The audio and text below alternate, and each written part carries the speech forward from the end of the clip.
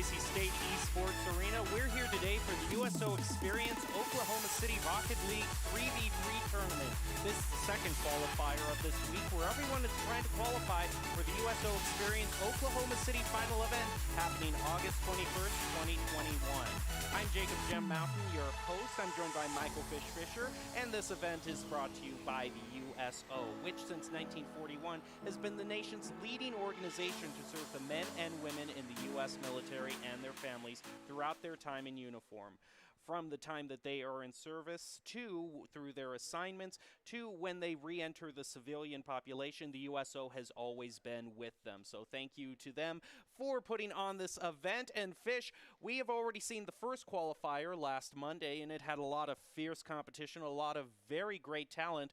But some of that great talent did not make it to the finals. They did not qualify for the top 8 teams. Some of the teams however, have shown up for this second qualifier, and this is sort of kind of a redemption night for them, another chance for them to make it to the finals. Yeah, there's a couple of teams in here in particular with Fortnite Gods and PRNG. I know Fortnite Gods we saw on Monday just a few days ago came oh so close, ended up losing to Team Shea in that very last game of the night for that 8th spot. PRNG also lost in that exact same round, so had either of those teams won one more game, they would have qualified for the top 8. They wouldn't need to be here now, so those are the teams I really want to keep my eye on. There's a couple more teams as well that maybe are top 16, top 20 teams, so they have a long way to go. But those two teams in particular, I'll be very curious tracking their progression because, of course, they want to just be one and done. They wanted to show up on Monday. They wanted to peace out. So maybe they're a little frustrated. Maybe they play a little tense. Going to be very curious to see how those two teams in particular do, but we'll see them later on in the night. Well, a quick rundown on how this tournament is going to turn out. The top 8 teams from this event will qualify for the USO Experience in the Oklahoma City Finals on the 21st. But right now, they're going to play in a bracket. It's double elimination, so if they lose, they will go to a second chance bracket. Standard soccer game mode, best of 3, and of course, we will play to overtime to find that golden goal. And the winners of this event will have a chance at $5,000 altogether in prize winnings. As you can see there, $2,500 will be split amongst the first place team, $1,500 amongst the second, and $1,000 for the third place team. And we have been seeing a lot of very fast gameplay, a lot more aerial gameplay than we've kind of been used to in the past few weeks. Yeah, I mean, that was the biggest thing that I took away from that Monday tournament that we had is that these teams were a lot more talented than I was expecting coming in. I mean, you never know exactly what you're going to get. I mean, but these teams were high-flying, and the teams that we saw that were high-flying and crazy fast didn't even come close to qualifying. So there are a ton of talented teams in this bracket. I'll be very, very curious to see how everybody does. As I mentioned, there's a couple teams that are returning, a couple teams that are new. So I'm going to be very curious to keep an eye on all of that. And as I've been informed, we're going to try and follow U.S. Army Esports as long as we can on the top side of the bracket. So very curious to see how that team does. I know, of course, they definitely want to dominate in this event, try and make it to those finals that we're talking about in Oklahoma City on August 21st with that prize money. And I've also been told there's actually a second team from the military branches that the U.S. Space Force has an official team in this that we might get a chance to watch as well as the night develops. So going to be curious to see how they side on the bracket. Maybe they're going to end up playing each other. That'd be awesome if it ended up being for the finals or maybe the grand finals. But definitely going to be curious to keep an eye on those two teams in particular.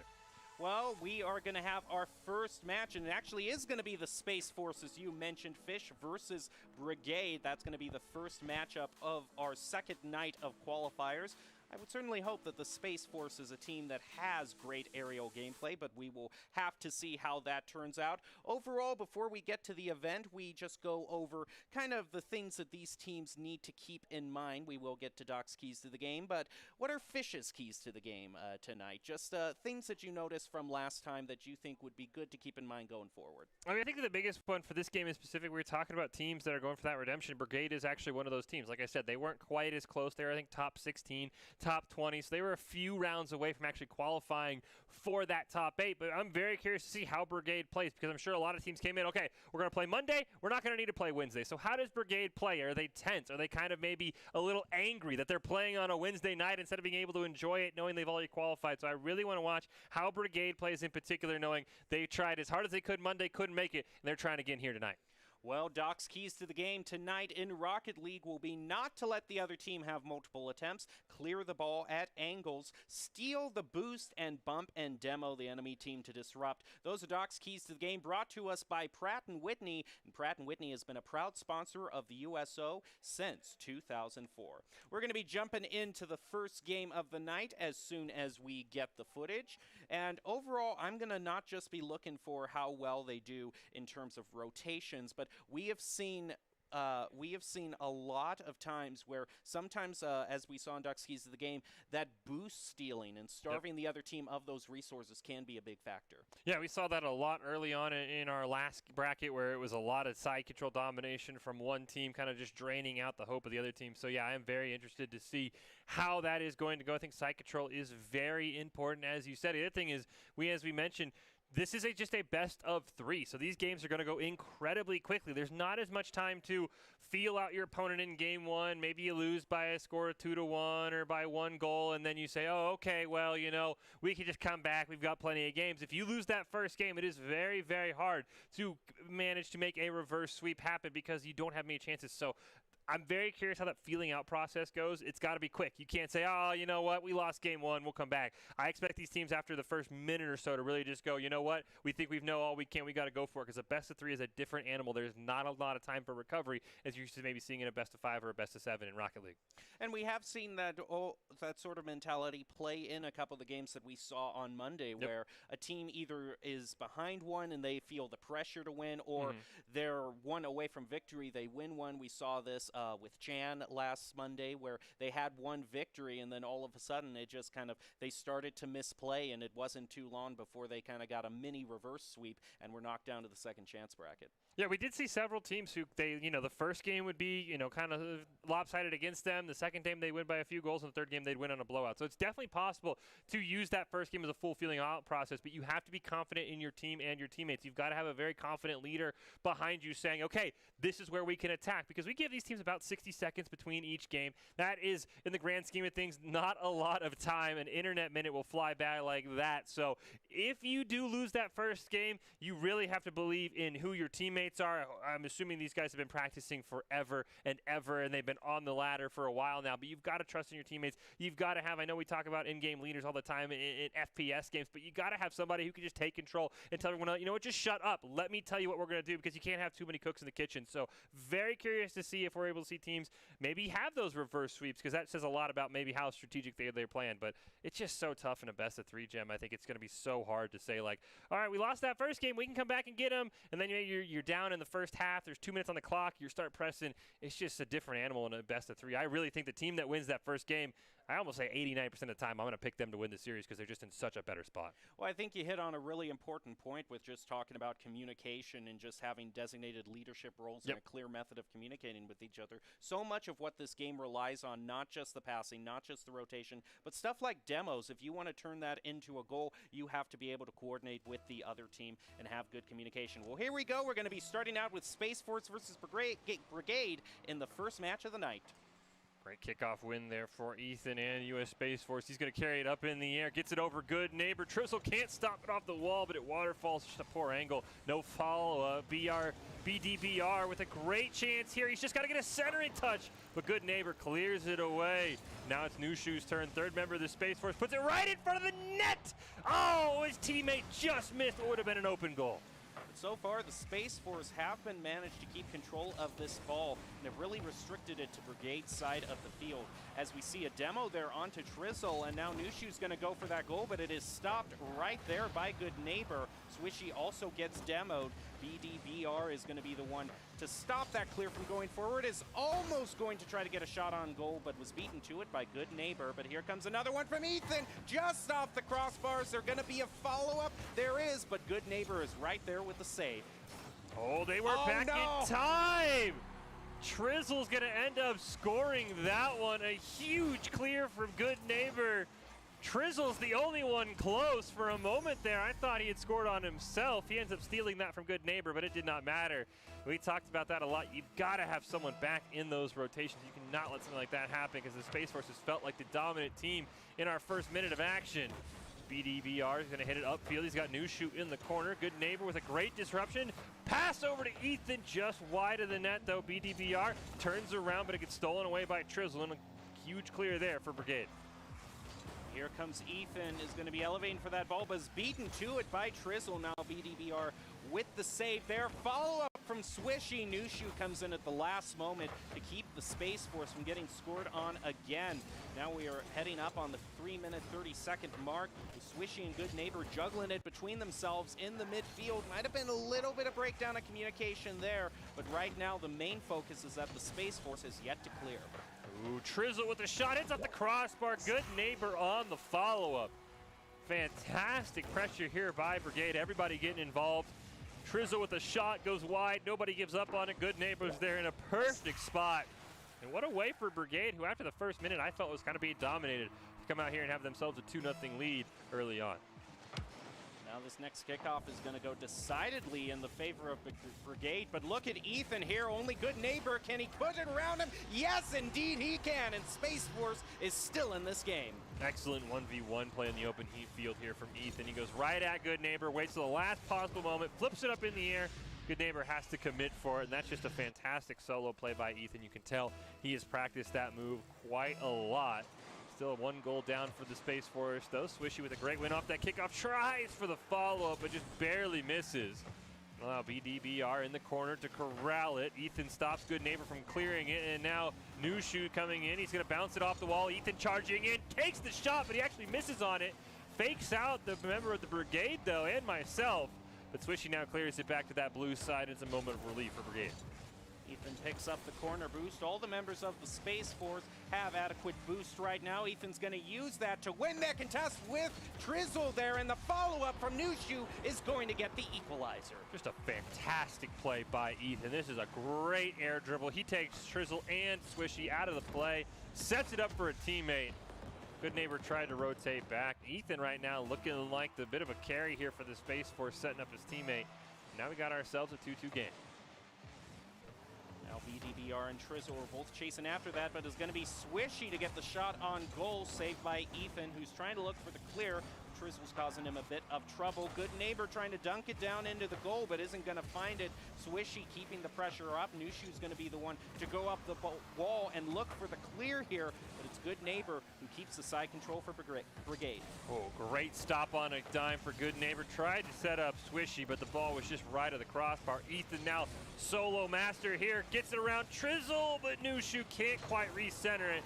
Demo onto Ethan off screen, and that's going to be enough for Swishy and company to take a great shot on the net, but a huge save by Nushu to be able to clear that away.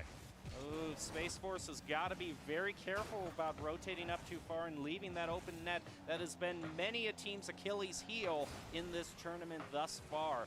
Trizzle, along with Good Neighbor, is actually going to be the one to get that clear. Ethan coming in with BDBR, a little bit of a double commit there. Now the Space Force able to play it above Trizzle. It's going to have to be Swishy to save this, and Swishy deflects it off to the side. But Space Force is going to look for another attempt.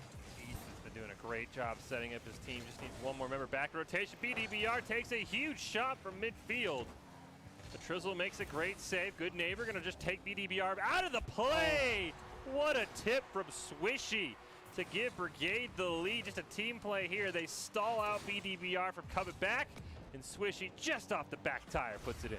I mean, that's why we say you have to have someone in that back post position. The only one back there was Ethan, but he was way on the other side of the field with no chance of contesting that. Now Nushu's going to get the better of this kickoff. Trizzle actually is going to bump right into Trizzle, trying to cause a bit of disruption. BDBR is now rotating back to contest this. He's probably going to drive it over to the other corner. Actually misses, giving the opening for Swishy off the crossbar. And how did that not go in? That is insane, but it might be what the Space Force needs to tie this up again. Oh, he tried to pass the Nushu, but that got read perfectly by Good Neighbor, and I think that was Swishy as well. BDBR, huge clear. Good Neighbor going to meet it at midfield. Wrap it around the corner, gets stolen away by Ethan. Now it's Nushu's turn. Ball gets dunked right over him. Hard play off the backboard. Ethan can't get there in time, and with 34 seconds left, the insurance goal for Brigade puts him up 2. Well, this is a very close match, but that insurance goal might just be what Brigade needs. Pull out the victory here. course, if they get something off the kickoff, we have seen a lot of kickoff goals be scored, and Ethan gets the better of that kickoff, but gets demoed right afterwards by Trizzle, and Brigade's going to try to get the goal off of that, but look out for Hushu here with a great clear back toward the goal. Is there a follow-up? BDBR tried, but he wasn't able to get to it, and by pushing up too far, Space Force is going to pay dearly yet again. It's one of those opportunities where you just had to push up if you're the Space Force. The difference between losing 4-2 and 5-2 is irrelevant. They had to go for broke on that goal. They needed to score something quickly. Great job by Brigade stopping that play. It was a great attempt from Nushu, but it looks like this game one is all but settled here, and we'll just let the final seconds tick down. 10 seconds left, win that, but oh, look at Ethan though, with the goal. Well, it's still a very far possibility for the Space Force, but it all has to be off this next kickoff. The next 2 or 3 seconds are going to be crucial for Space Force. Yeah, Ethan, he looks fantastic, and I mean, he's really giving me hope that maybe my statement about whoever wins game one is usually the favorite will be wrong. Great kickoff there, but going to be recovered by Trizzle. 1/10 for Nushu. He needed that to go in, and that is going to be the dagger in game one for the Space Force and keep this ball alive as long as they want. Great play by Good Neighbor to just bump BDBR out of the way. But a huge win for Brigade. I talked about it. I wanted to see how they responded after having to see their dreams come to an end on Monday, and so far it was a great response. Well, this tournament is powered by GEICO Military. GEICO Military has been a partner of the USO since 1997, providing support for military service members and their families throughout their time in service. Thank you to GEICO Military for being a force behind the forces. It really seemed like Space Force in that last match. Overall, it just seems like that communication and getting those rotations down to not leave that goal open are the main things that they are going to need to improve going forward into the second game. Yeah, I think they did a really good job at times dominating the side control. That first minute was basically all Space Force until, as you mentioned, they just left a huge cross-map clear wide open. So they start to shore those up. I really like their chances. It does feel like their offense is kind of predicated around letting Ethan have some insane solo play, and he's either going to score it himself or off the rebound. Either Nushu or BDBR is going to be there for the follow-ups. I'd like to see a bit more creativity on the offense. I mean, understand that Ethan is a very talented player. He showed a lot offensively with those air dribbles, but it's too much, I think, to ask basically your offense being, hey, Ethan, just air dribble it in and it might bounce off somewhere and we'll get the recovery. So I really challenge Nushu and BDBR. They've got to step up offensively, help out Ethan, because it's a very talented squad that could easily take this to a game 3. Well, now it is time for Space Force to stage their return to leadership. We're going to see how Brigade does, though. Right off that kickoff, Trizzle's going to be credited with a shot on goal. BDBR gets a save. Ooh, Ethan and BDBR both miss on it. Good Neighbor not able to push it over to that blue side as Trizzle elevates for it, sets it up for a teammate. Nushu takes advantage, but the shot just too low. Demo off screen onto Trizzle. He saw it at the bottom right there. This is a huge chance for the Space Force. Ethan's got to center it. Nushu bangs it in. And just like that, the U.S. Space Force has a 1-0 lead. This is a much better start for them here. I think Trizzle was just a little bit too preoccupied in that goal there. Wasn't able to position himself quite in the right position to be able to pull out that save as we head into the next kickoff. Nushu's going to be the one to get the better of that. Give the other Space Force members time to position themselves. BDBR is now going to try to get a clear there, but wasn't able to pull it off, so maybe it's going to be Nushu's. It is Ethan now who is going to be doing that great mid-air dribbling right towards the goal. BDBR has to follow up, gets in the right positioning, and drives it in. It's a great job by BDBR here following it up, but again, this is the same thing I was talking about. It all starts with Ethan with a solo play, and then BDBR just bangs it home. Worked out for him this time, but I really want to see Nushu or BDBR maybe be the ones to take the ball upfield. BDBR is not going to be the one to win that kickoff. Ooh, and a crucial miss by Nushu. Ethan luckily picks up the slack there. Is now going to try to air dribble it down with Nushu. Look at that great redirect, just a little bit off in terms of accuracy. Now Good Neighbor with the pass over to Trizzle is going to be going for the goal. It's up to Nushu, off the crossbar. Trizzle gets the second tap and gets the first goal for Brigade. Just a fantastic job here by Trizzle, carrying it himself. Doesn't give up on the rebound attempt either, as both Ethan and Nushu just missed on it. And Just like that, Brigade is back in this game.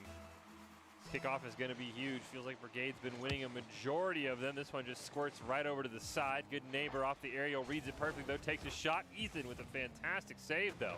Trizzle in a perfect position, he'll follow it up off the backboard, but BDBR will deny any chance for good neighbor. You see Swishy hanging in the backfield there. That ball gets stopped on the clear attempt. Trizzle's gonna keep it alive at that midfield stripe, takes a shot, wide open net. They just need a rebound attempt here. Swishy hits it, but Nushu recovers in time, and the Space Force can breathe a sigh of relief.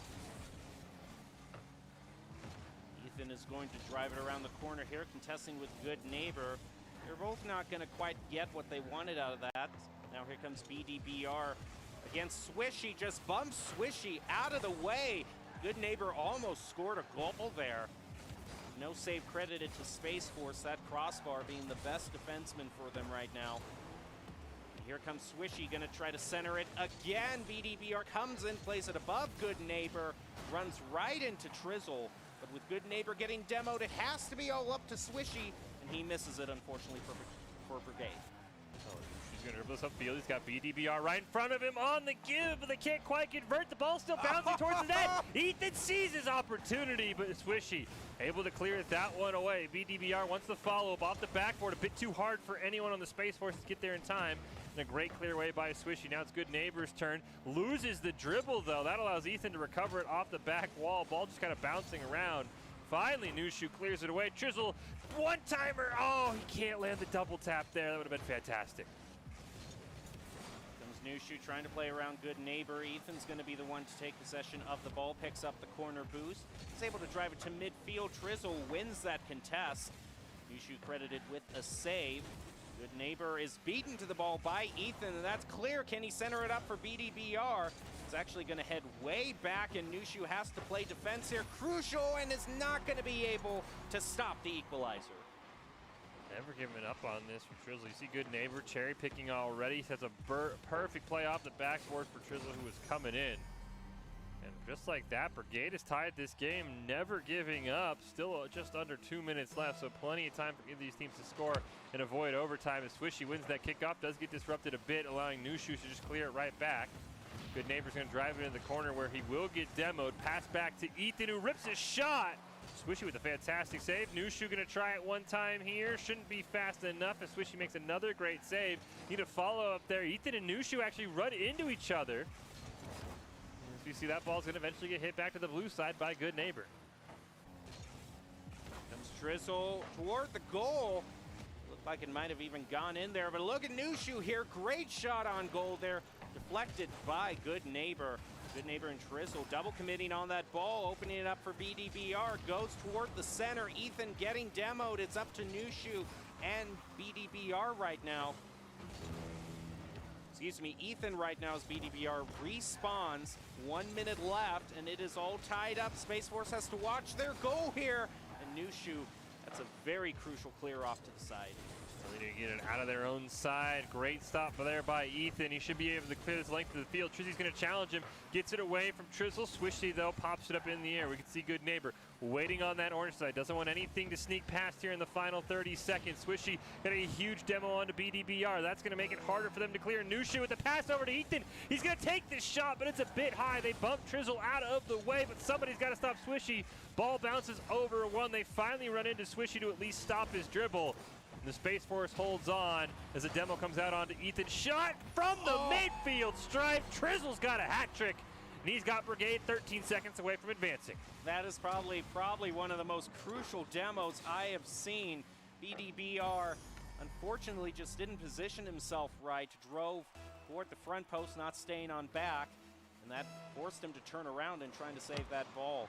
It's going to have to come down to a kickoff goal for Space Force here.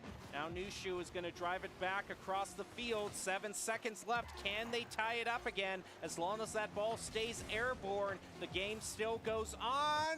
And just in front of Brigade's goal, the clock stops. And Brigade is going to be the first ones to win that game. Well, this game is brought to you, this tournament rather, is brought to you by USO, and the USO Experience is offering so many great opportunities to compete in esports. Some of those events are the USO Experience Oklahoma City, USAA Invitational, Madden League, GEICO Invitational, and the USO Commanders Cup, with top teams from all 6 service branches competing for one title. More information can be found at battlefy.com/the-USO.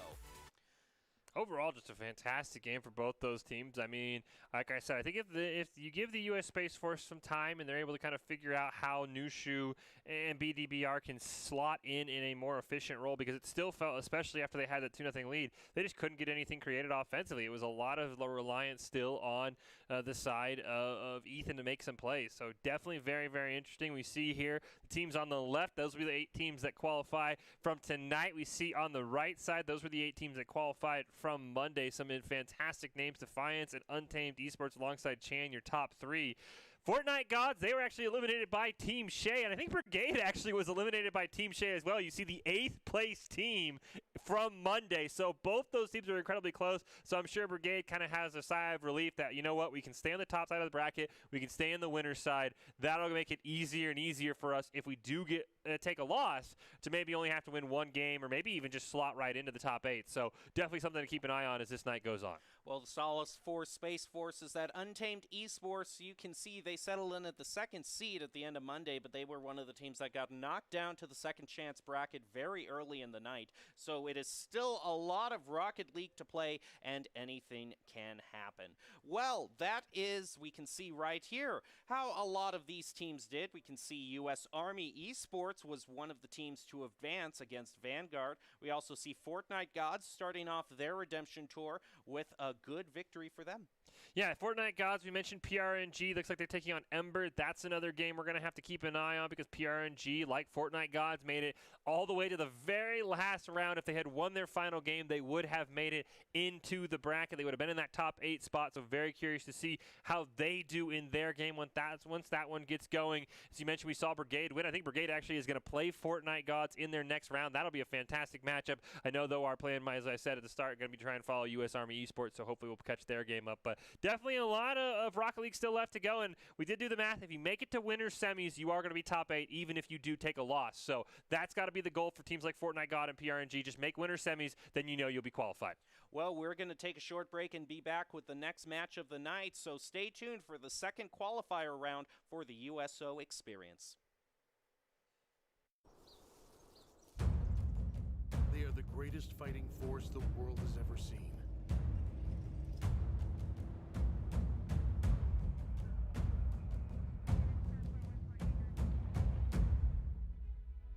But what does it take to strengthen our service members?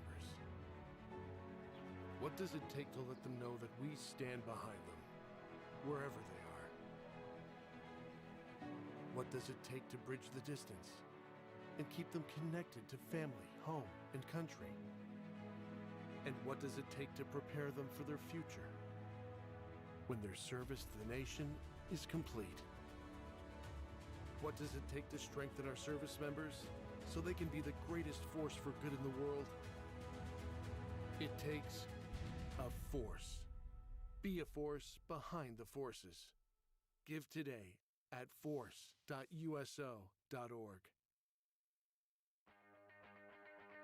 It's nice to be able to come to the USO and have all this, lounge kind of atmosphere provided for you. We were playing Call of Duty on the zombie mode, basically getting to run our own little zombie apocalypse teams. Good place to kind of blow off some steam, a way to kind of feel like you're back at home while you're away. We enjoy all different sorts of types of games, first-person shooters especially, because it kind of relates to what we do. You get to the video games, dudes are still communicating, trying to make sure somebody's covering every avenue, and it ends up being probably a little bit more technical than your average gamer. USOs over here are great because they're a great opportunity to get Wi-Fi, get some connection back home. Everything is really great about the USO. I like movies a lot, and they always have movies. They have like pool and darts. I love coming out here when I get the chance, and thanks for bringing everything to us.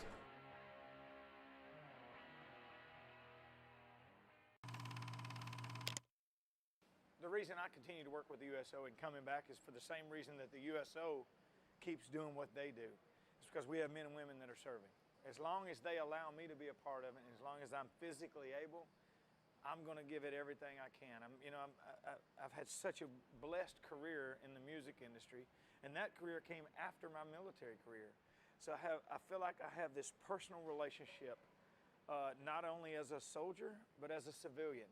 And I want to continue to utilize that relationship to hopefully entertain and communicate with these people that are serving in our armed forces in such a way that they never forget that our country truly does care for them and their service.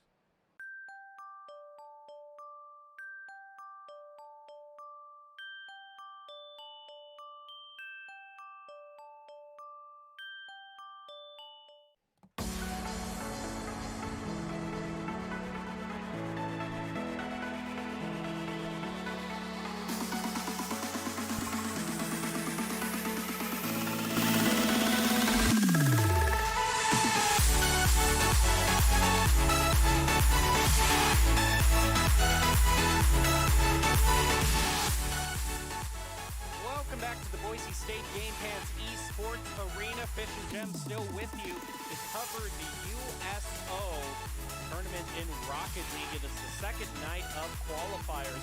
We are just getting ready for the second match, and we are going to be joining the U.S. Army team. As we said at the beginning of the night, the team we're going to be trying to follow as they make their way through the upper bracket. Fish, what makes you most excited for following one team, which is kind of like the highlight team for us? Well, it's always just nice to see how that team's going to, learn and kind of adapt their gameplay. I mean, we didn't really get to see too much of that on Monday, so it's always going to be nice to kind of see their growth and their evolution and kind of what they take from each game. So hopefully we're going to stay with the U.S. Army for a while. Their game we got coming up is going to be against UT Arlington, so always going to be a ton of fun. Plus, I mean, there's a bit of a connection here. Juice, who we had on for several of the Idaho Army National Guard events in Rocket League and in Call of Duty, actually is the manager for this U.S. Army Esports team. So definitely a little bit of a connection there and someone that I will be rooting for to hopefully go all the way. And I think if we maybe get a look at our bracket, I always said we got to get to winner semis to qualify. And I think these teams are pretty close. They might only have to win one or two more games. So these teams could be incredibly close to just basically already saying, all right, we punched our ticket. Of course, everybody wants to win. Everybody wants to help out their seeding. But when you make top 8, it's a huge burden off your shoulders and not have to be sweating it out in that second chance bracket. Well, a quick recap on how the USO experience works. This is a double elimination bracket. It's teams of three players, in the standard soccer game mode. Ties will end in a golden goal overtime. The top 8 from this event will qualify for the USO experience in the Oklahoma City finals. Of course, when they get to those finals, there will be cash on the line. $2,500 for the first place team, $1,500 for second, and $1,000 for third. So pressure really will ramp up once they get to that final event on the 21st. Yeah, that's exactly what everybody's gunning for. That's why, your top 8 is your first goal. Of course, you want to win here tonight. You want to improve your seeding. You want to give yourself what would be an easier matchup, if you will, on those finals because you'll be a number 1 or number 2 seed. But I think the top priority for all these teams has got to be making it to top 8. I'm sure if we asked Fortnite gods and PRNG, if you said, hey, would you rather win the Wednesday tournament or have been top 8 from the start, they'll probably tell you it would be top 8. But here we go. Here is our next matchup. As we mentioned, the U.S. Army Esports taking on UT Arlington. Cannot wait to see both these teams for the first time here and kind of get a look at how they want to go about it, and hopefully the U.S. Army able to make a nice little run here. Would have loved to see them play the Space Force, but we might have to wait for Space Force to make a run through the second chance bracket for that to happen later on in the night.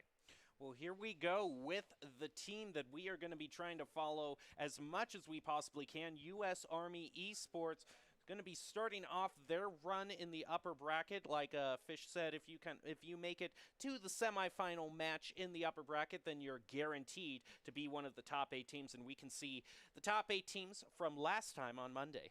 Yeah, and that A spot's the very vital one. As I said, Team Shea actually eliminated, I think, 2 or 3 of our teams here tonight that are going at it for another time. Of course, I mean, Untamed Esports, we talked about it. They're kind of the hope story for anyone who lost in that first round, like the U.S. Space Force. because Untamed Esports, I think, lost in round 2 on Monday, made it all the way actually to the grand finals before they were eliminated by Defiance. So it is definitely possible to make a run in that second chance bracket. Even if you lose your first game, you are not out of it yet. You do not want to give up hope. But the longer you can stay on the top side of the bracket, the better and better it's going to be, because you're like, okay, we only have to win one more game and then we're in. All right, we're in finals. So very curious to see how this one's going to go. Army in the blue, Arlington in the orange. Great kickoff there for Zach. As Alpha's going to have to retreat. Does look like we have a bit of a bug. No, the orange team does not have 4 players. Just a bit of a bug on our end as Ayoko's going to put it up right for the net. Zach tries to hit it home, but Samba with a great denial. Now in midfield, Alpha is going to try to drive toward the goal where Adverse is waiting for the follow-up. But Woody was getting there first and stopped their advance. It's going to be getting the clear on that one. Zach is waiting down near the goal. It's actually going to be rotating back for boost as Ayoka comes in, passing it over to Woody, setting it up in front of the goal. Samba's going to be the main one looking to defend here. Well, they've got a great chance here as Alpa's going to deny it, though. Going to air dribble into the field. Wants to try and redirect it from Adverse. Oh, but a huge save from Ayoka there. Samba thought they had a free goal. Now Ayoka's going to carry it up the field. They've got Zach in midfield. Can't quite get the pass off, though. Fantastic defense early on here from UT Arlington. Adverse is going to be passing that over. Actually plays it off the wall, just off the left post there. Almost getting a goal, though. Here comes Woody driving it off toward the corner where Zach is going to center it up for Ayoka, who sees it and scores the first goal. These are just the goals that I love the most, the full team play. That starts with a pass from Ayoka to Woody. Zach wins a 2-on-1 in the corner, and then Ayoka's all alone. Alpa trying to cover that back post that we always talk about, but just got cut in front of, and a great goal there from Ayoka to put U.S. Army up 1. Samba with another great kickoff win, though. Got to be careful. Arlington's getting these kickoffs routinely as Woody with a great pass to Zach off the back wall. Ooh, bad hop there. That's not what they wanted, as Ayoka's just going to try and keep it in the orange side. Alpha's looking to do some mid-air dribbling. Is going to run right into Zach there. Woody now is the one looking for the clear where Samba's waiting. Here comes Zach, though. Great shot toward the goal. Alpha credited with the save. I like that attempt from Woody. You actually saw him flying in to try and demo Alpha. Alpha now with a great pass down to Adverse. Ball just misses. Looks like one of the players from the Army was trying to make a denial off the wall. It was Woody, and it just unfortunately couldn't quite get there in time. That's a great shot. Across the field. Those are so hard to defend even when you have somebody back. We have ourselves a tie game. Plenty of time here as Zach wins that kickoff. Ayoka rushing down. Neither of them able to get to Alpha, though, who will air dribble it over Zach. Going to land right by Samba. Woody with a great denial just to keep it away from his own net. Ooh, and Ayoka is going to be denied right there by Adverse, who just keeps on moving with his play as if he had no interference at all. Here comes Samba. Alpha's waiting for the pass. Here comes Woody, though, is going to take it away from them. It's a bit too high, though, to get any sort of goal. They got to watch their backs, though. That goal was left open for just a little bit as Ayoka gets a demo onto Adverse. Might give the Army just enough time that they need to try to clear this. But UT Arlington still putting on the pressure. Oh, what a great dribble by Adverse. Pressure indeed. He just absolutely outplays Ayoka and Zach there. Woody can't quite get there. That is a fantastic solo play from Adverse, and that is why we always talk about not giving teams multiple attempts. You've got to try and deny stuff like that from happening. Woody with a great position off the kickoff. Let's get demoed for his troubles, though, by Samba as Adverse carry it up the field. Zach now in that corner. Can't quite get a clear shot on net from Alpha, but a great save from Ayoka. Keep us in a 2-1 game. Adverse takes a shot. Alpha pops it up in the air, just trying to change the angle, but Zach will make a great read on it. Woody looking for a clear, can't find it. US Army Esports needs a clear here as Samba centers it up. Alpha can't quite get it around Zach. Now there's a great opportunity as Woody has Zach in the corner if they want the give and go, but he ends up taking it himself and kind of just lands on top of the ball. And Ayoka and Adverse are trying to wrestle control of this ball here. Woody is able to try to center it up. Is there going to be a follow-up from Zach? It is, but it just goes a bit too high. Ayoka again, though. He bounces off Zach and scores. That is dirty. What a fantastic play by Zach. Yes, he misses here, but he stays with it. Ayoka hits it to him. He's going to bicycle it in. What a great teamwork play there by the U.S. Army, and they have it figured out when it comes to the passing. We've got ourselves a 2-2 game here. Aoka with a great win off the kickoff. Alpha puts themselves in a fantastic opportunity, though. Zach will dunk it just barely over them. Adverse now looking to carry this at least towards midfield, but Zach's going to dunk it right over them. Lands in the lap to Samba, who pops it up over Woody. Aoka's just forced to clear it out of his dribble. Alpha passing it over to Samba. It's actually going to continue with the play, but Zach takes it away from them. Here comes Adverse over Zach off the backboard. Woody is left in the goal as well as Aoka. Here comes Woody to contest with Alpha. Isn't able to wrest it away. Pass over to Aoka from Zach, and now they advance up the field. Oh, Aoka with a great center, but nobody's there. Samba, huge clear down to Adverse, but a great read by Zach to stop that from going on net. But he's still got to find a clear here. Aoka with a banger. Zach redirects it, but Samba recovers quickly enough. Aoka wants it one time off the wall. Great redirect by Samba, puts it right in Alpa's lap. He's going to dribble it up the field, but Woody, just a brick wall, gets in his way. Now it's Adverse's turn. He already had a fantastic goal, but he loses the air dribble. Can't get the clear, though, as Alpa takes a shot. Samba, no redirect, though. Great job by Zach to change that ball trajectory. Woody stops it right in mid-air. Aoka then comes in, is going to center it up. Zach and Woody trying to reposition here. UT Arlington making it difficult for them. 15 seconds left for either team. To score a goal here would be huge. Now we move down to 10 seconds. Will a team be able to keep this ball airborne before it hits the ground? Crucial play from Army there, but it just is to the right of the goal and doesn't get in there. We're heading to overtime. Zach, I think, had a perfect angle on that goal. Just a very unfortunate miscommunication. And a huge choke on the kickoff. They're saved, though, and they're actually going to turn it around. That went from disaster to celebration for the side of UT Arlington. They whip on the kickoff, and then they go a cross-map game winner. Oh, my goodness. I thought the Army was going to score right into overtime, but what a turnaround by UT Arlington. Well, this tournament is sponsored by Pratt & Whitney. Pratt & Whitney have been a supporter of the USO since 2004. Thank you, Pratt & Whitney, for being a force behind the forces.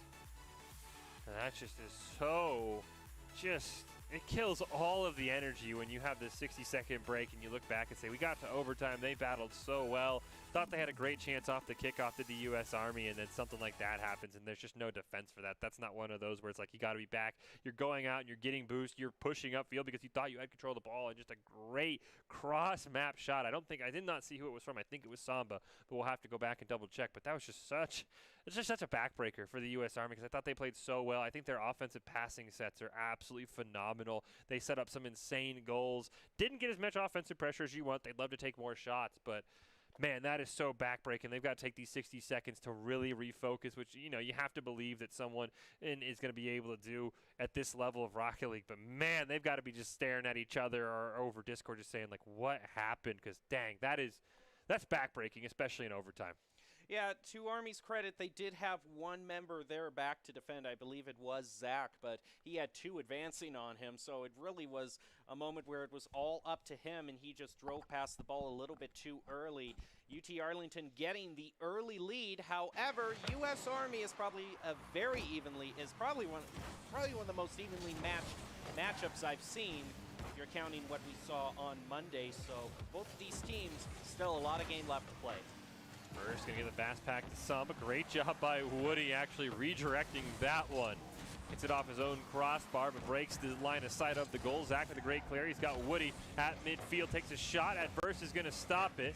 Woody will steal that full boost in the corner, though. Not that boost to Niall as Zach can't quite find it. Aoka's there. Sets it up for Woody, but he just hits it off the side of his car, killing the ball's momentum. Zach's going to clear it back, though, starting to pressure UT Arlington very well. Zach gets bumped off the ball, recovers in time, though. Ball's right in front of the net, but Samba with a great aerial carry, at least to get to midfield before Woody gets in their way. Alpha is going to be driving it up the field. Zach is going to deny that clear. Pass over to Adverse, contest by Army. Here comes Zach, though. keeping the side control going for Army, though just barely. Now Samba doesn't quite get what they wanted there from that clear. Instead, it just kind of got pinched off the side of the wall. Unfortunate for UT Arlington. But Army right now, even though they have the side control, it's been UT Arlington who's been the only ones with shots on goal. Ooh, they got a demo onto Samba. He just respawns barely in time.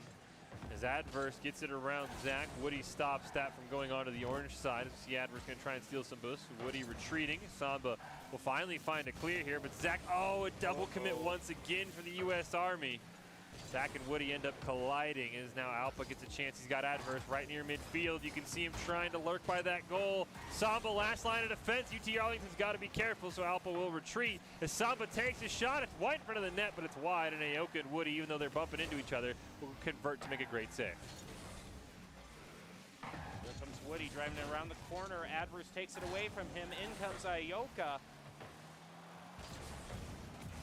Woody is going to be driving it up the side of the field. And look at Adverse there with the first goal for UT Arlington. It's a fantastic job here by UT Arlington. Zach can't quite get there in time. Still a lot of game left. Looks like we just are going to tick into the second half of this game, just a few moments after the kickoff. Yeah, 2:50 on the clock here. As Samba trying to set it up. He's got a great opportunity. Adverse right in front of the net. Ball ping-pongs off Adverse and Samba. UT Arlington's got a 2-0 lead. And I don't really know what's happening for Army here because they haven't really gotten any shots on goal when they have been having side control. So they need to find something to really start making them work better. As we go into the next kickoff here, Alpha getting the better of that one toward the goal. And Aoka coming in at a crucial moment. Ball just a little bit too high for that one. A great cheat by Samba right over towards that left side where he knew the kickoff was going to go. Woody pops it off the back post. He just needs one teammate there. What a play to stop him. But Zach can't get there. Aoka's just too high. A fantastic chance for the U.S. Army. So well played by Woody and Zach, but the ball just a bit too high for him. They try that deep pass to Aoka. It doesn't work out. Zach gets one looking for a rebound attempt. Woody charging in. Alpha makes another fantastic save, and Adverse is going to be able to dribble it up the field. Alpha takes a shot, but Woody makes a great save. But the U.S. Army is going to need more offense here if they want to get back in this game and force a game 3 as Woody carries it like to the field. Off the back wall for Aoka. Woody gets in the way, but he takes 2 out with him, and Zach has him within 1. The Army will not be counted out. You can see right there, all of the members of UT Arlington had committed. Zach saw his opening and drove it home. It looked awkward because Woody actually stopped that ball, but he kind of just came tumbling into 2 members of UT Arlington and took them right out of the play. Woody with a fantastic solo kickoff. He's got that ball all alone on the orange side. Aoka's going to come in and challenge Samba. They got to be careful. Adverse and Samba taking it up the field. They both kind of miscommunicate and they fall off the ball. That allows Zach, takes advantage of the confusion, gets a great demo, but Alpha, one-timer off the back wall to himself, and UT Arlington's got the lead back up to 2. Now, I should mention, even if Army loses this, it's not going to be the end of Army representation because Alpha, who just scored that goal, is in fact Army reserve. The Army, as we talked about as well, also going to get a backup chance, and they'll go to the second chance bracket, so their hopes will not be done yet. Is Woody with a great attempt off the kickoff. A demolition comes out looking very like our overtime goal we saw moments ago.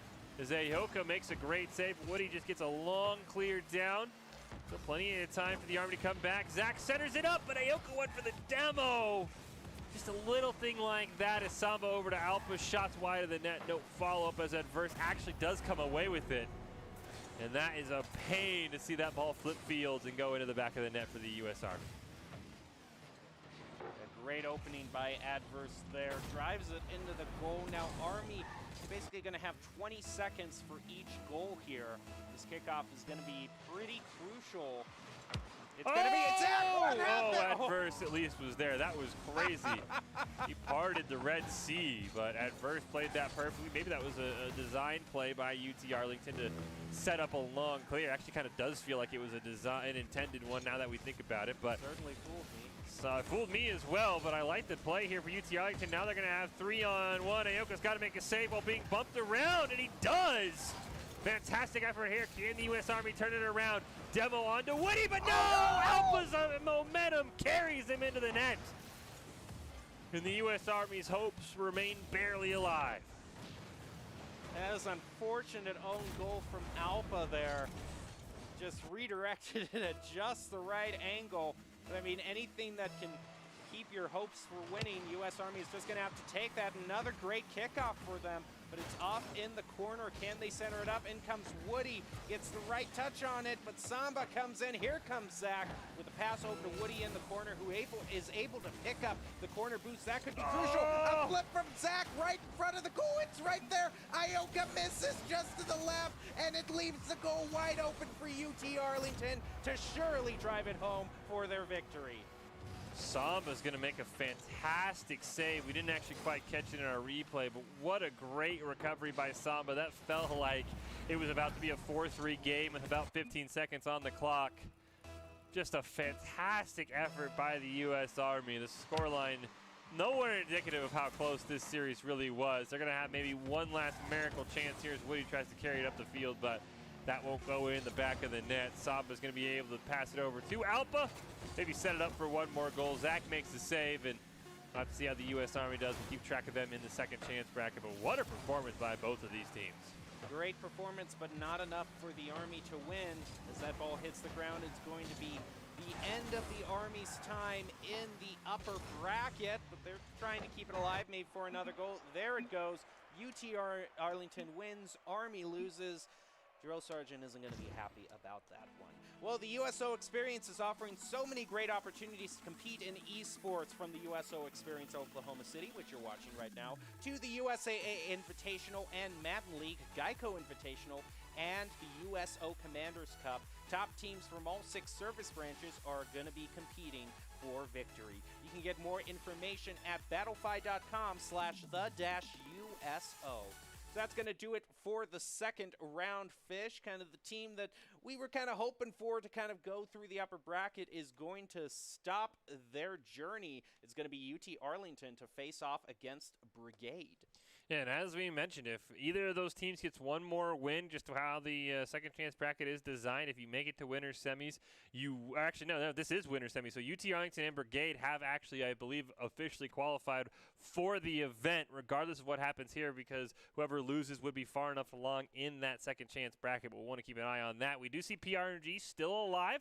Do not see Fortnite Gods, so they were actually eliminated by Brigade, so they once again came so close. They'll have to get it done in that second chance bracket, but cannot wait to see. PRNG is kind of the team I do want to see, because we talked about it. They came oh so close on Monday. Maybe, I think, with one more win. Like I said, I believe the math checks out. If you make winner semis, you will eventually qualify. You are guaranteed to qualify in that top 8 position. So PRNG just needs one more win, and they can have that sigh of relief. Well, that's going to do it for this match, but we are not done. We'll take a short break and be back with round 3 in the USO Rocket League Experience. Who is going to get the remaining top 8 positions, and can any of the teams that have gone down to the second chance bracket stage a comeback? We'll find out after this break.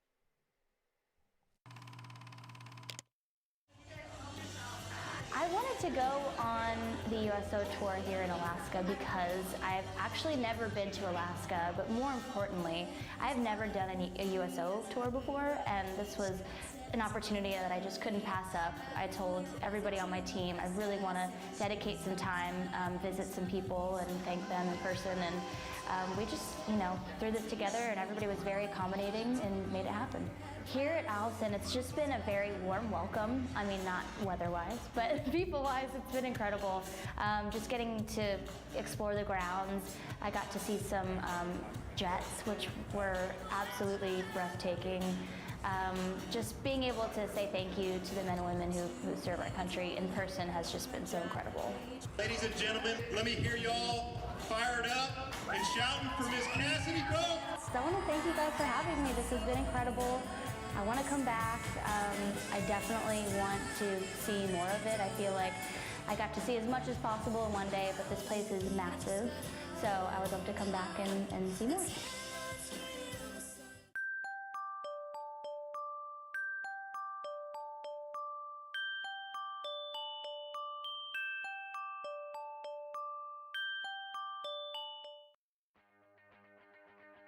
Nice to be able to come to the USO and have all this lounge kind of atmosphere provided for you.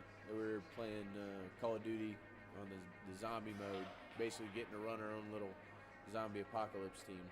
Good place to kind of blow off some steam, a way to kind of feel like you're back at home while you're away. We enjoy all different sorts of types of games, first-person shooters especially, because it kind of relates to what we do. You get to the video games, dudes are still communicating, trying to make sure somebody's covering every avenue, and it ends up being probably a little bit more technical than your average gamer. USOs over here are great because they're a great opportunity to get Wi-Fi, get some connection back home. Everything is really great about the USO. I like movies a lot, and they always have movies. They have like pool and darts. I love coming out here when I get the chance, and thanks for bringing everything to us.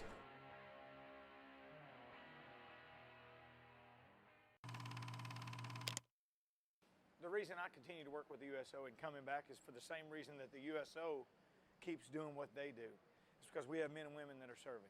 As long as they allow me to be a part of it, and as long as I'm physically able, I'm going to give it everything I can. I've had such a blessed career in the music industry, and that career came after my military career. So I feel like I have this personal relationship, not only as a soldier, but as a civilian. And I want to continue to utilize that relationship to hopefully entertain and communicate with these people that are serving in our armed forces in such a way that they never forget that our country truly does care for them and their service.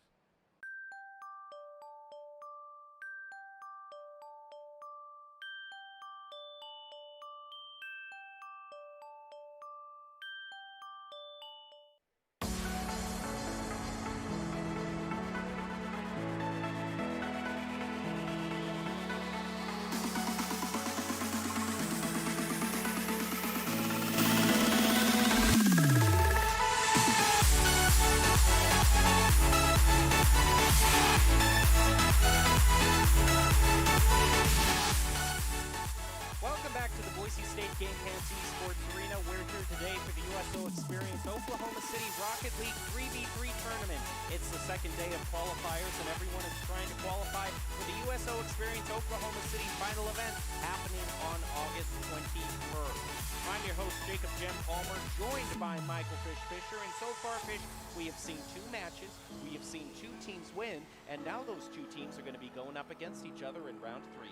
Yeah, we're going to be following along the side of UT Arlington and Brigade. Have confirmed both those teams, based on making it to inter semis, have already qualified for that top 8 position. Even if they lose, their spot would be far enough along in the second chance bracket that they will automatically qualify. Have gotten word that the U.S. Space Force, the U.S. Army, and Fortnite Gods all need one more win, and they'll be in that top 8 as well, so I hope we get some updates. But we're going to kick this game off right away. Brigade with a great win there from Swishy. And he's trying to follow this up. Got to stop adverse. Alba right in front of the net, but he's just too far behind that ball. They don't really get a great shot on it. He'll try and keep it alive, but Trizzle's just going to clear that one away. Samba one last attempt. Far wide of the net. Now Alpha is going to try to get that ball in slightly better position. Center it up for a teammate. It's going to be Adverse who gets it. And Brigade never just found a clear. That ball was always on the blue side from basically the moment of the kickoff. And they set up Adverse in a fantastic position there. Swishy just can't quite make the play. We're trying to pick between Alpha and Adverse. A great start here for UT Arlington. See if they can keep this pressure up on this kickoff. Adverse wins that incredibly cleanly. Trizzle forced to make a fantastic save there. Samba can't keep it alive. Trizzle kind of double hits it off the wall. Good neighbor went for it, so now Trizzle's all alone. Just a miscommunication there for Brigade. Unfortunately, as that ball now ricochets off, and it's off target, so they can breathe a sigh of relief. Oh, but that still is not going to work out for them.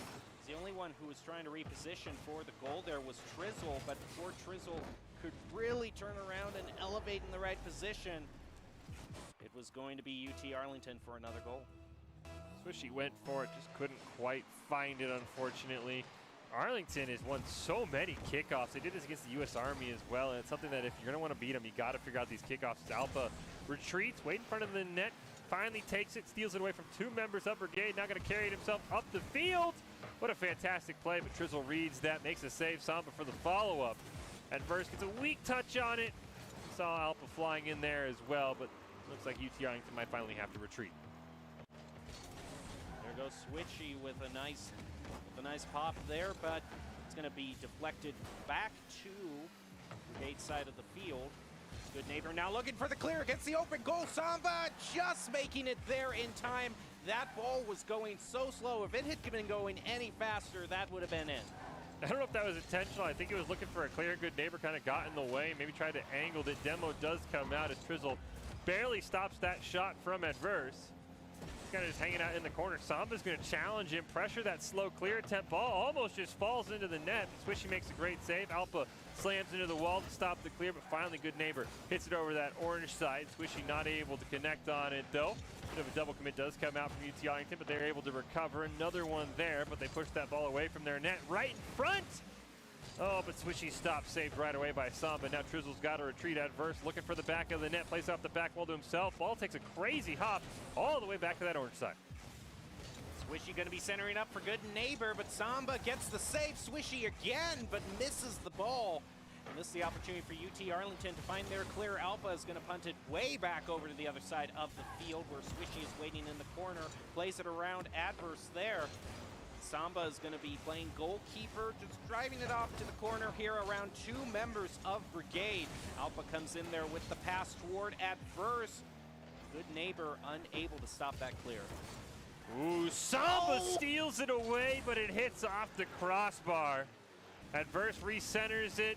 Not quite able to find much of anything. Good Neighbor, his clear gets stolen. Adverse looking to hit it off the back wall. Centers it up for Alpha, but it just drops in anyway. Adverse finds his goal, and UT Arlington has their lead increased. A great job there. Swishy tried for it, couldn't get to it. Now you normally want to have comfortably about 30 seconds to try to make a goal. So with 2 minutes left, it means it isn't out of the possibility for Brigade here. Uh-oh. It certainly isn't. As soon as well, that's an own goal, unfortunately. Swishy's going to get credit because he touches it on the kickoff. I think Samba's going to try and look for a clear. Didn't expect that ball to be at that angle. UT Arlington still scored all 4 goals in this game. Just unfortunately, one of them wasn't on their own goal. I've got some good news and I've got some bad news. Still got that 2-goal lead. Nothing more than just some frustration in comms, I'm sure. Now this is a great chance here for Trizzle.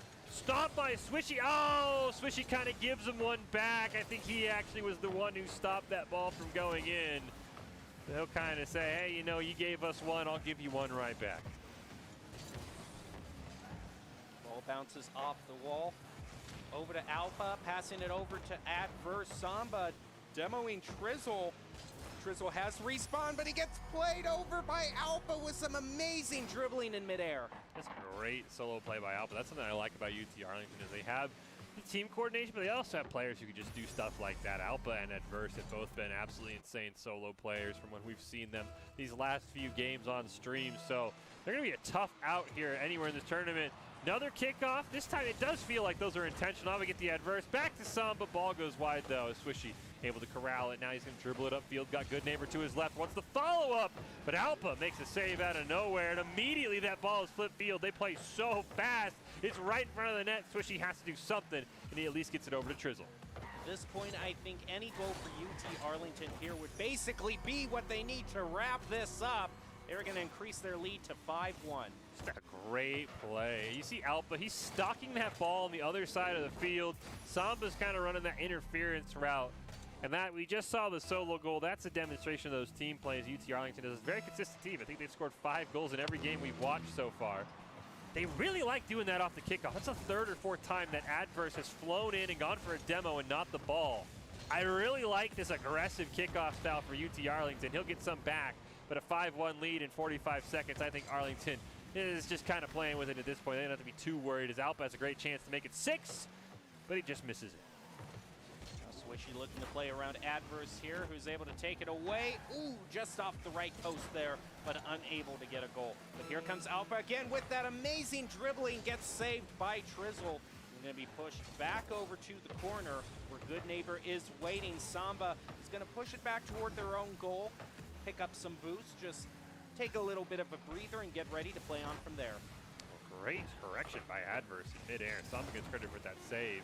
That ball takes kind of a funky hop towards that Arlington goal. Brigade still looking for their first official goal of this game. And remember, their goal is actually an own goal by Samba. Good neighbor gonna pass it over to Swishy.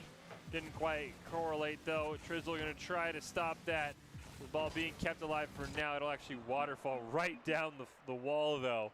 And UT Arlington is now 1 game away from winners finals.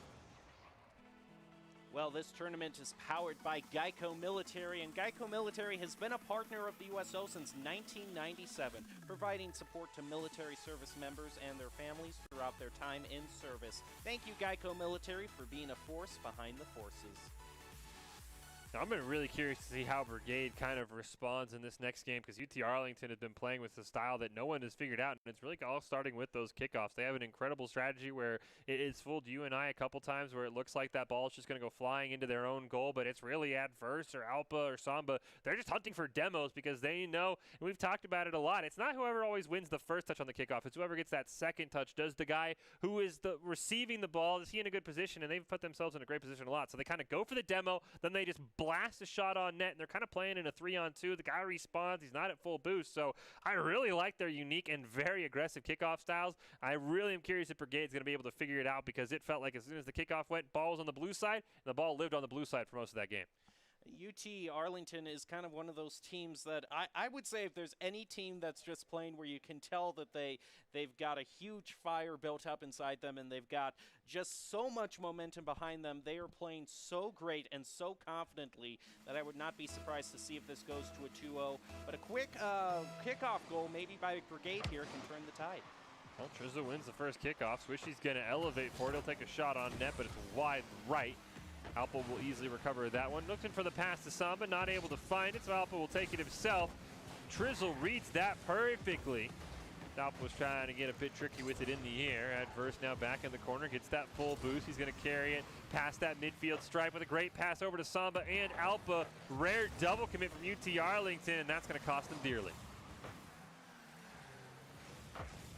Samba with great hit there, going to be stopped in midair by Good Neighbor. Samba again keeping the play alive for UT Arlington. Actually gets credited with a shot on goal there. Here comes Alpa setting it up for Samba. Doesn't get the redirect that they wanted. That opens it up for Swishy. Adverse recovers just in time. Alpa now passes it around. Good Neighbor trying to get it over to Samba on the give and go. Ball so slow, but Swishy, all he does is stop it. He didn't actually clear it. Alpa with a great follow through the whole time. Passing play, probably not what they intended, but you're going to see here Swishy just stops it, but he doesn't get it clear, and that allows Alpa to just muscle the ball in. Well, and I believe at the time Swishy didn't have any boost left, so he just didn't have any resources to make a play that he might have wanted. And there goes a great play from Trizzle there, but it's that demo right off the kickoff strategy that you were talking about, Fish. It's going to be 2 demos, 1 for each team. Yeah, that time, unfortunately, Samba missed the kickoff, ended up getting demoed, so that's a scary spot. Brigade kind of figuring out exactly what they want to do. Oh, Alpa just stalking the ball. The back pass is a bit too hard, though. 3 people go up. Alpa and Samba collide on the ball. Adverse has got to be careful. He's the only one left in the play. It's a 1v1, him and Good Neighbor. And what a play by Good Neighbor. Adverse waited until the last possible moment, but Good Neighbor gets it around him. I mean, that'll just show you what a double commit can do for you. They only left 1 person to possibly defend, and Adverse gave it his best ability, but it was just too good a shot. Yeah, we've seen a lot of double commits come out. This kickoff, Alpa tried to kind of swipe the ball. Samba ends up with the possession of it. He's going to try and carry it the length of the field. Swishy ends up almost waterfalling in front of his net. Alpa misses on it. Oh, no! And he misses again! Oh, no! A huge clear from Trizzle, but Alpa just falls apart with the pressure on. Misses once, misses twice. Oh, that's gotta sting for UT Arlington. 2 goals in a row that were really just caused by misplays from UT Arlington, and Swishy going again. Okay, that's kind of the strategy that we've seen from them. Samba getting the demo onto Good Neighbor. They want to turn this around fast and tie it back up. So here comes Samba in the corner. Alpa's waiting for the centering shot. is going to be the one. What a nice angle to keep it toward the goal. That was so perfectly aimed, even if it doesn't go toward a goal. In that split second to have an aim that good is insane. Samba kind of slow on that ball that cleared. It's a good neighborhood challenge, and we see Adverse and Samba nearly in the same position. Alpha going to take a shot from midfield, and it rolls off the crossbar and in, and we've got ourselves a tie game. What a snipe from Alpha. Great pass from Adverse, and speaking of just great shots, that is so hard to find. Now this kickoff, if you're the side of Brigade, maybe you have your kickoff taker kind of slow play it. You assume somebody's going for the demo here. That's exactly what Alpha tried to do. Adverse came racing in as well, and these kickoffs for UT Arlington are going to be a tough one to figure out, but they let their goal all alone, and Swishy gets a goal and puts Brigade back up 1. I mean, all of these goals against UT Arlington have been them being way too careless, but I mean, that's not to discount the skill of the Brigade. It's really that Brigade is such a team with consistent skill that any mistake that you make, they're going to be able to capitalize on. Like, oh, yep, there it is again. They kind of figured it out. Everybody kind of just staying clear of the kickoff takers. So now UT Arlington's got to have a new strategy. This ball's kind of been living on the orange side. Oh, Samba barely makes the save after a double miff on what would have been a great insurance goal for Brigade. Here comes Trizzle racing in. And UT Arlington's aggressive kickoffs have now officially cost them a 2-goal deficit, as that ball never left the orange side after the kickoff. It's a strategy that worked out well for them, but once Brigade has been able to be wise to their strategy and adjust, they have certainly been turning this match around. So we still have 2 minutes left, though. Still lots of time for UT Arlington to maybe tie it up and drive it to overtime. We'll have to see how this turns out. As Trizzle drives it up the field, taken away by Alpha. Gets demoed, unfortunately, for UT Arlington. Adverse just playing with the ball in the corner right now. He's trying to wait for a teammate. Samba's going to come in from midfield. He wants the double tap. Can he find it? No. But there's a follow-up and a huge save from Trizzle. He gets demoed by Alpha, though, who was flying in. Samba now trying to solo play it. Good neighbor makes a fantastic save. Brigade has come alive here in this game, too. As Alpha can't recenter it, Samba now racing in. He'll take a shot from midfield. It's high. And Swishy will just push it away, so there's no rebound attempt. Samba, was trying to do a follow-up there. Just missed. His good neighbor actually corrals the ball back toward their own goal. That might give UT Arlington another chance to set it up here. Now good neighbor goes for the clear. Trizzle's going to pick it up, push it toward the goal, just a little bit to the right there. Samba's not going to be able to get to the ball in time to clear it. Adverse with a nice flick there is going to push it across the midfield. It goes right back toward UT Arlington's goal, and time is bleeding away from them. Ooh, Alpha with a great chance here. He's going to pop it up for, I think he wanted to get that to Samba. Samba was a bit too far behind, but that time they set it up for Adverse, who was racing in. It's not how they drew it up, but a great second effort here. Adverse barely over the nose of Brigade. Just like that, we've got ourselves a 1-goal game with 48 seconds left. Ooh, this is the type of competitive game you love to see. And Brigade getting the better of that kickoff, but Samba was waiting back there for the follow-up and driving it toward the goal, but just a little bit to the left. And Alpha is hanging back there. They don't want to leave that goal open, and Adverse driving it off to the corner. Half a minute left. Can UT Arlington tie this up after what has been a very shaky round for them? Oh, here comes Alpha. He's going to air dribble it in. He wants to play the rebound, but good neighbor finds that one and sniffs it out. Samba centers it up. Adverse not quite there. He's going to bounce it off the back wall to himself. Alpha pops it in front of the net. Samba's got to make a play. Trizzle with a huge clear, but Samba was back waiting. 9 seconds left. Samba's going to try and air dribble at the length of the field. Gets it under Swishy, but a great stop. I believe that was by good neighbor. One last chance here for Adverse. Blast it to Alpha, but the ball's too far in front. But it's going to be kept alive by Adverse. He pops it up in the air. One more time, but Swishy makes a fantastic save. And the ball's going to touch the ground. Brigade hangs on with a huge save from Swishy to get us to a game 3. Oh, I am shaking right now. This is one insane match. And this match and this tournament really is brought to you all by the USO Experience. Since 1941, the USO Experience has been there for military members and their families. Throughout their time in uniform, from the moment they join, through their assignments and deployments, and as they transition back to their communities, the USO is always by their side. It's a fantastic game there by Brigade. You really have to, I mean, just admire their ability to come back. I mean, a lot of those goals, I mean, as we talked about, might be credited more to the aggressiveness of UT Arlington, especially those third and fourth goals. The fourth goal ended up being the game-winning goal. They went for that aggressive play and just could not get it done. We see here, as our standings are updated in live time, Stockton, PRNG, UT Arlington, Brigade. I believe those teams are all on the upper side of the bracket, so that is your semifinal. Does look like U.S. Army Esports and Fortnite Gods have also qualified on the second chance bracket side of things. I think the Space Force is also in that boat where if they win one more game on the second chance bracket, they will also qualify. Would love to see both military branches make it in, but right now we're trying to figure out who's going to winners finals. It's Brigade, it's UT Arlington, it's game 3. And here we go, normal kickoff, but Swishy wins that with ease. Gonna try for the follow-up, but Alpa's having none of that. Samba with a very unfortunate clear, centers it for Good Neighbor, who's got Brigade on the board first.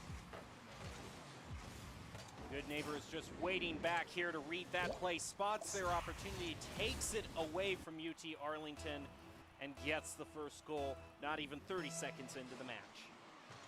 I'm curious how long UT Arlington is gonna go with this demo style of kickoffs, because they have not been routinely winning kickoffs once Brigade kind of figured out the strategy to counter it. You see that ball on the orange side. Good Neighbor will clear it away. Alpa with the challenge. Ball rolls right towards midfield where Adverse was waiting. Swishy's going to play it under him, but Samba will try to pick up that full boost in the corner. Now he'll turn it around, going to try and air dribble it, loses it, but Alpa pops it up in the air. Here's Samba, got Adverse near midfield, just needs to center it up. But unfortunately, the ball can't get there fast enough. Alpa will keep it on the orange, or on the blue side, though, until Trizzle looking for Swishy, who's cherry picking, going to find him, but they missed the pass exchange. Alpa is going to be setting it up for Samba, but Trizzle gets there just split seconds before Samba is able to get their shot on goal. But look at Alpa with the air dribble here to the upper left corner. That was almost perfectly aimed. Could have been a goal, but unfortunately for UT Arlington, they're going to have to wait just a little longer before they tie it up. Alpa's got Adverse near midfield. They wanted that pinch play there to kind of rocket the ball on net, but it didn't quite work out. Good Neighbor now trying to sneak it around Samba, not going to allow that as Trizzle plays it off the wall, pitches it to himself in the corner. Has a great chance here to center it up. Can Good Neighbor correct him midair? No. Samba also will be able to push it away from his net. He'll combine with Alpa to get it over to that blue side. Swishy immediately hits it right back, though Adverse got to realize that there's a play going on, but that rebound not quite fast enough for Trizzle to get his hands on. Samba with the nice clear. It's going to be left for Alpa to keep it going with the pass over to Adverse, who needs to center it up for Alpa, who's waiting and scores. It's a great goal by Alpa. Just the pressure never is let up by UT Arlington when they can get the ball on that side. Great job by Adverse, by the way. Instead of letting that ball waterfall down, he alters the ball flight. Good Neighbor and I think Trizzle both expected the waterfall there. Just a really good job by UT Arlington to tie this game up. Pretty standard kickoff for their sake. Samba just goes racing for the ball, but Brigade wins it cleanly once again. Alpa now in the corner, has a couple members he's got to get it around. Trizzle stuffs that one out. Samba barely stops. A great shot from Good Neighbor. Swishy wants one more attempt on it, but Samba going to pop it up in the air. He'll launch it down to that blue side. Now he's going to challenge Trizzle. It's a great pass over to Swishy. Trizzle looking for that give and go opportunity. They've got Good Neighbor there. They've got to retreat as UT Arlington's defense starting to be way too strong to figure out. Ooh, and look at that follow-up from Adverse. They played it right off of their own rebound. You can see Adverse plays it toward the goal, is still has the boost he needs to make the shot. That is some great control. UT Arlington building that lead, but both these teams are incredibly talented. Kick off another win for Trizzle and company. Brigade's gonna get a goal eventually off one of these kickoffs. It's just a matter of time. Swishy can't quite stop it. It's a one-on-one. Good Neighbor barely there in time. Alpa with the follow-up over to Adverse. And just like that, UT Arlington has a 2-goal lead with 2 minutes left. Well, UT Arlington is now roaring back to where they were. Trizzle unfortunately missing there. UT Arlington now finds themselves at a 2-goal lead, and we're a little bit over 2 minutes left in the match. That ball just going to get pinched right off to the side here. Swishy is going to be carrying that ball and looking to center it for good neighbor, but Samba is the one to clear it past the midfield goal. Trizzle is not going to be able to stop them. They have successfully cleared this ball and are now looking to score a goal. Ooh, Alpha with a great chance there. Swishy's going to stop it. 2 minutes left here. Plenty of time for Brigade. You said you only need about 30 seconds a goal. Adverse nearly made it a 3-goal lead, though.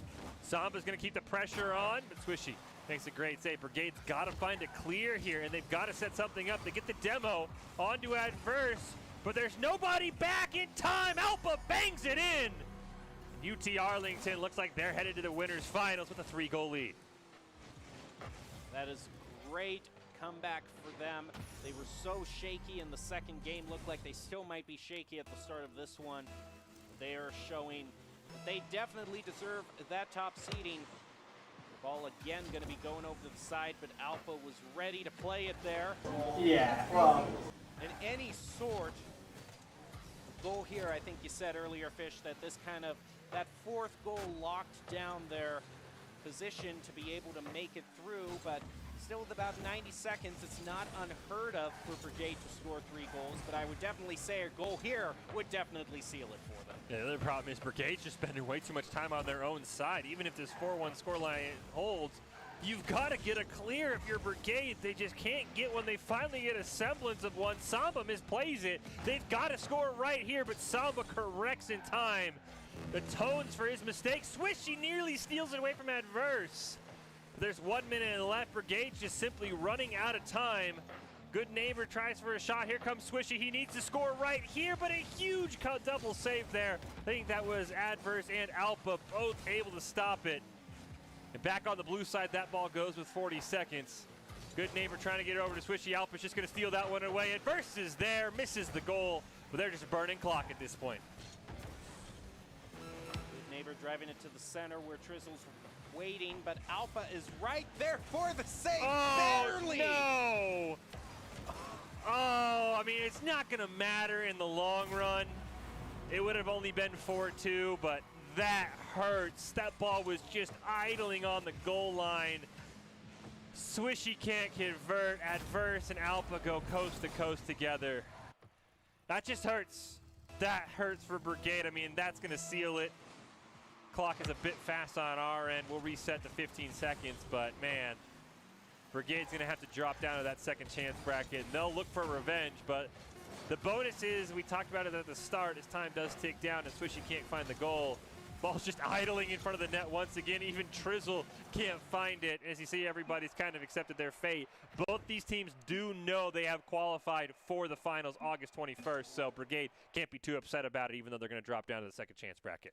Well, the USO Experience is offering so many great opportunities to compete in esports. There's the USO Experience Oklahoma City, USAA Invitational, Madden League, GEICO Invitational, and the USO Commanders Cup, with top teams from all 6 service branches competing for one title.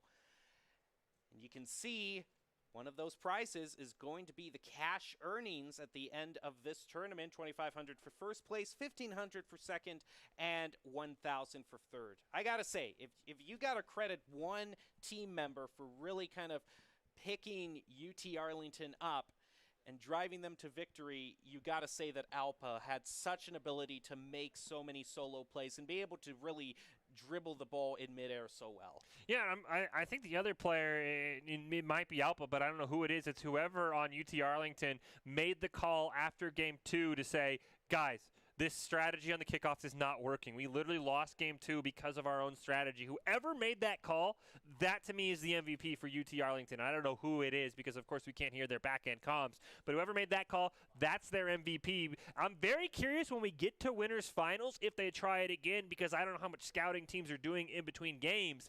But they recognize Brigade's figured us out. We can't go for those demos. Let's just go for standard kickoffs. They lost a lot of them because you can clearly tell they practiced that demo, I think, almost exclusively. But that was a fantastic call by UT Arlington to say, look, we can't go for demos. That's costing us goals. That was a fantastic call by whoever made it. They're their MVP. I don't know who it is, but they deserve a pat on their back. That's why they're in winners finals right now. Well, speaking of winners finals, we will be getting to those winners finals right after this break, so stay tuned because tonight is reaching its end and we'll be there to call every bit of action.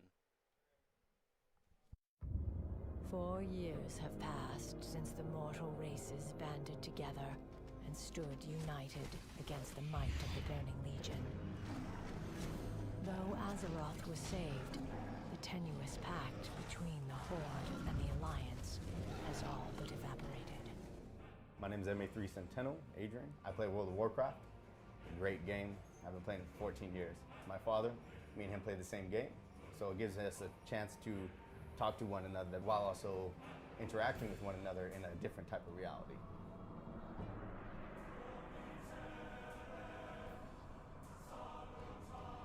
I also play World of Warcraft. My younger brother plays. I do not play with either of my two parents, though my mother very often leans over my brother's shoulder and talks to me while him and I are playing.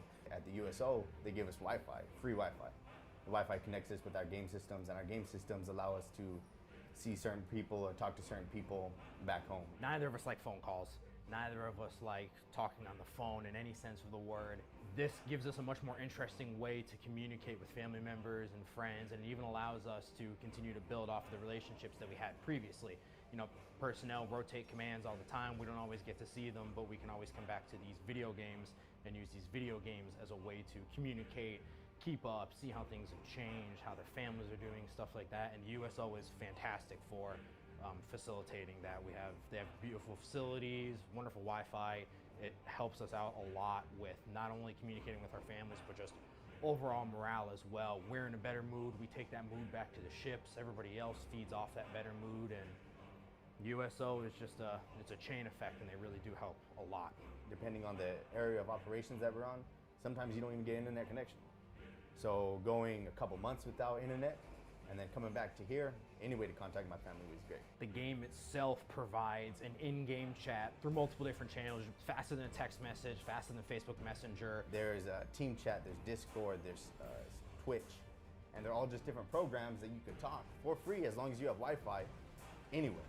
My father, since he plays, a couple of my buddies, since they play, one of my brothers, he played for a little bit, but they all have that program. They all have a way for me to contact them back home without using cell service or anything like that. And that's one way that I constantly keep in contact with all my family. If it's not video, then it's talking through a headset.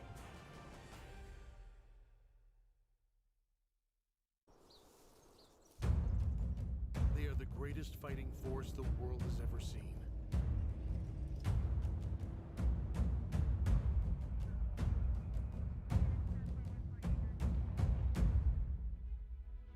What does it take to strengthen our service members? What does it take to let them know that we stand behind them, wherever they are? What does it take to bridge the distance and keep them connected to family, home, and country? And what does it take to prepare them for their future when their service to the nation is complete? What does it take to strengthen our service members so they can be the greatest force for good in the world? It takes a force. Be a force behind the forces. Give today at force.uso.org.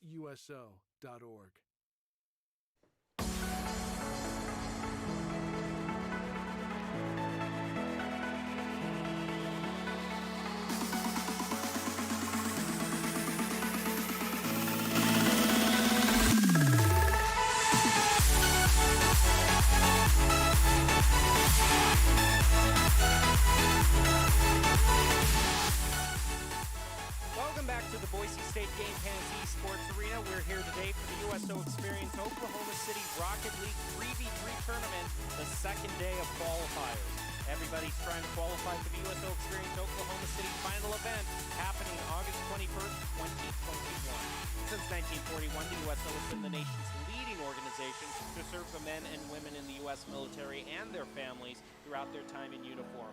From the moment they join through their assignments and deployments, and as they transition back to civilian life, the USO is always by their side. I'm your host, Jacob Jem Palmer, joined by Michael Fish Fisher. And Fish, we've been following the winner's bracket, and we have finally made it to the finals of the winner's bracket. Yeah, we've also made it to the portion of the night where we have all 8 qualifiers for the final event coming up August 21st, as Flu Esports and the U.S. Space Force have joined in those teams. So now it'll be a question of who can make a run through that second chance bracket, similar to Untamed Esports, and come away with maybe that second seed, or maybe tonight's the night we see that upset in the grand finals. Of course, UT Arlington and Stockton are going to be our winners finals matchups. I have been told if everything sort of falls right, second chance semis could be U.S. Army versus U.S. Space Force, which would always be a little bit of fun with some extra incentive, but of course they're all fighting for that $5,000 incentive that they have now all qualified for. The teams you saw on your screen there, that final tournament coming up August 21st with a $5,000 prize pool, $2,500 for first, $1,500 for second, $1,000 for third. We have 16 of our teams in. We just got to figure out how the night is going to end. And I'm very curious to see, one, how Stockton plays. We've not seen Stockton all night. They were on the top side of the winner's bracket. We just now didn't get a follow along with them.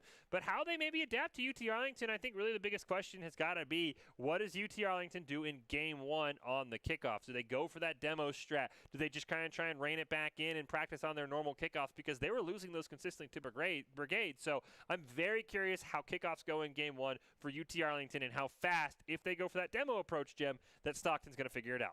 Yeah, it really is a matter of being able to adapt, because I think that UT Arlington, that almost kind of lost them the last matches. You need to be able to adapt when your first plan doesn't really, when the other team figures out that strategy. You can't just keep doing the same thing, because they'll be able to play around, they'll be able to adapt, and when you're getting to this point in the bracket where the teams are at the top of their game, then you can't just keep doing the same thing over and over again. And speaking of the bracket, we are filling out the final bits of teams there to see who will be in the grand finals. I think, like you said, the winners finals. And like you said, it's going to be Stockton and UT Arlington who are going to be going in this next match. So very exciting. We can take a look at this bracket. UT Arlington won their last fight against Brigade, so they're going up against Stockton. And whoever wins this match will definitely be looking to be in one of those top seed positions for the finals. Yeah, whoever wins this will guarantee a top 2 seed, because they will make it to the grand finals, and they'll have to wait to see how the second chance bracket rolls out. But as we said, Stockton, PRNG, UT Arlington, and Brigade all guaranteed spots in those top 8 because of where they were making it in winners finals. But we see teams like Flu Esports, who was right there. They lost to Stockton. They made it back in. The U.S. Army, who lost to UT Arlington, they made it back in. Fortnite Gods, who lost to Brigade, they made it back in. So a majority of these teams who made it to top 8 on the winners side ended up in our overall top 8. I think the only one that didn't was replaced by U.S. Space Force. So we have our top 8 all fleshed out. We're going to wrap up our top side of the bracket with our winners finals here, and then we'll jump down to the second chance bracket to kind of see who is going to make it back to grand finals and get a shot at one of these 2 teams. Well, at this point, when you're in the winners finals, you need as much help as you can get. And you're not just getting help from one doc, you're getting help from 2 docs here in Doc's Keys to the Game in Rocket League. And that's not to let the other team have multiple attempts. Clear the ball at angles, steal boost, and bump and demo to disrupt the other teams. Doc's Keys to the Game brought to you by Pratt & Whitney, which has been a supporter of USO since 2004. Thank you to Pratt & Whitney to being one of the great forces behind our forces. And that's going to do it for Doc's Keys to the Game. Before we get to the winners finals, UT Arlington is going to see if they can end this night out on a great victory, especially after they had such a tough match last time. Yeah, I'm very curious to see what Stockton's going to put up, and I think that the 5th key, which we talked about, is just the kickoffs. How is it going to go? Are Stockton going to be ready for what UT Arlington wants to do? And then, of course, the winner gets a little bit of a break, because we've already kicked this one off, so we did not get to see the first kickoff, so we'll have to wait to see on that one. We see just about 20 seconds into this match, Sabretooth is going to be trying to get some side control along with Midi. Of course, this is the first that we have seen of Stockton, which is in the blue currently. And I'm going to go out on a limb. I do not think this is the finals. because none of those names are from UT Arlington. It looked like they were maybe saying whoever scored first determined what color they are. We'll have to kind of figure out what that was. But yeah, that was. I was going to say that is not the play that I expect. Very casual. Yeah, that seemed casual. You can see the chat was going crazy in the top left. I thought I saw one of the players say, "If blue scores, then we'll be blue." So I guess they were maybe debating who was going to be what color. But very curious to see really what Stockton has in store. We've seen, I think now this will be the third straight game we've seen UT Arlington. So we kind of know exactly what they want to do. They want to get something cheesy off the kickoff. They want to have Alpa and Adverse kind of go crazy with either the solo player the team plays, and Samba is going to be that backline defense who's going to be pretty solid rotationally, and we know that they can also be prone to making a little bit of aggressive mistakes and costing themselves a few goals here and there. So if Stockton just plays a solid game, maybe even if they've been able to scout out that kickoff strat, they can steal a game one if they figure out how to deal with that kickoff strat quickly, because it took Brigade all of game one, and then they sort of slowly figured out how to take care of it. So that's the biggest thing, like we keep talking about, is how those kickoffs go. Really going to be curious to see how that first one goes, because I love seeing it. It's hilarious because I'm like, oh, that's an awful strategy, but I like they kind of wing out. They all are racing downfield. It almost looks like a pass play in the NFL where you're just setting up just a deep lob and hoping somebody comes up with it. It's a very unique strategy, but it obviously has some very significant flaws when the other team figures it out. Well, and unfortunately, one of the other things that the teams are going to have to shake off is that I didn't know we'd be seeing so many own goals tonight, but we have seen kind of a couple circumstances where the angle just hasn't been right. One team member's trying to clear the ball to the other side of the field, and they accidentally hit it into their own goal. So really kind of those little speed bumps in the road can really test a team's mental fortitude to stay in the game, stay focused, and not keep looking to the past or any mistakes that might have happened. Because that's one of the things that really is kind of underrated that we can't fully see here on the desk. It's what's going on in the team's minds and how are they staying focused. Yeah, I will say the one thing with own goals in Rocket League is the game moves so fast. There's a reason that Rocket League doesn't really denote when it is an own goal, because most of the time, for a majority, we've seen own goals are basically just somebody's flying in, they have an impossible angle. If they're not there, the ball's going in the back of the net anyway. We have seen some very strange ones where guys are coming back and the ball ends up where they don't expect, but I think you're right. It does really depend on how they sort of, reset their mental focus. But like I said, I think players at this level, you're so used, you probably scored on yourself. I mean, I would assume tens of times, maybe even hundreds of times in solo queue, depending how much you played, because it's just such a fast game. It's so hard to always be like, oh man, I can't hit at that angle. I'm already flying in with full boost. So I'm sure these players are used to it. The bigger thing is just got to be, as you said, Jim, you've got to correct your mental. You've got to basically say, look, you know what, that one happens. We'll get them back on the next one. We'll get it on this kickoff. So it definitely is imperative that the team, like I said, we talk about in-game leaders, the IGL, a lot of the times in games like Valorant or Call of Duty or stuff like that. But it's very important in games like this, in games like Rocket League. Somebody's got to be that guy that says, all right, boys, it's okay. We're down 2 goals. We still got 3 minutes. We can easily make this deficit up. All we got to do is start with one big clear and go from there. So I don't know who the IGL is for both these teams. There's got to be somebody who takes charge when they're losing. Those guys have a lot of pressure on them in winners finals. Well, overall, it has been a night of redemption for a whole lot of teams. Just kind of one of the pluses of the rules of this overall tournament being double elimination. And I just wanted to kind of dive a little deeper into one of Doc's keys to the game, which is talking about clearing the ball specifically at angles. Tell us on, because to the casual layperson, you just want to clear the ball to the other side of the field, but what are some of the advantages of clearing at angles? Well, I think the biggest thing is you got to make sure, as you said, if you just clear it straight down the field, the other team's usually going to be there, as these players are talented enough to just kind of be sitting near that midfield stripe. So it does look like, well, we were about to get started and then unfortunately had a couple of disconnects there, so we should be get going very soon here. So, I mean, I think as you mentioned, it's got to be clearing the ball at angles because the other team's going to be waiting at that midfield stripe. They're kind of going to be predicting where you're going to hit the ball. So you usually got to combine it with a pass play, set up somebody else to hit it downfield. If you just boot the ball down, it's almost like icing in hockey. The other team's going to beat you there anyway, and just clearing it to buy yourself 5 seconds can be nice to get some boost, but in the long run, you're going to lose the game if you get 2 shots clear, 2 more shots against you clear. So that's why the biggest thing for clearing the ball at angles has got to be it allows you to set up an offensive possession, not just buy some time. I appreciate you making some references to traditional sports because that's how you bring all generations into this game, you know. Yes. You just say, when you're talking about boost management and all these demos and, oh, they got a bicycle, they're like, what? But then you say, oh, it's like icing in hockey. They're like, oh, okay. Well, I luckily get for us, Rocket League is very, very much like soccer. Yes. So, you know, we don't have to worry about that too much. But we do get to see some of our replays here from UT Arlington, who we followed for the last two rounds. And I think the biggest one here has just been the play of Alpa and Adverse. They combined for some fantastic goals, and they are dangerous all over the field. You see, that one's from behind the midfield line from Alpa. You've got to be wary of this team no matter what, because they can do some absolutely crazy things. Yeah, the mid-air play has been insane, and you can see Adverse there with their ability to do these solo plays and just be able to redirect the ball themselves and play off of their rebounds of the backboard is just really kind of insane. And so many of these goals have been saved at the last second.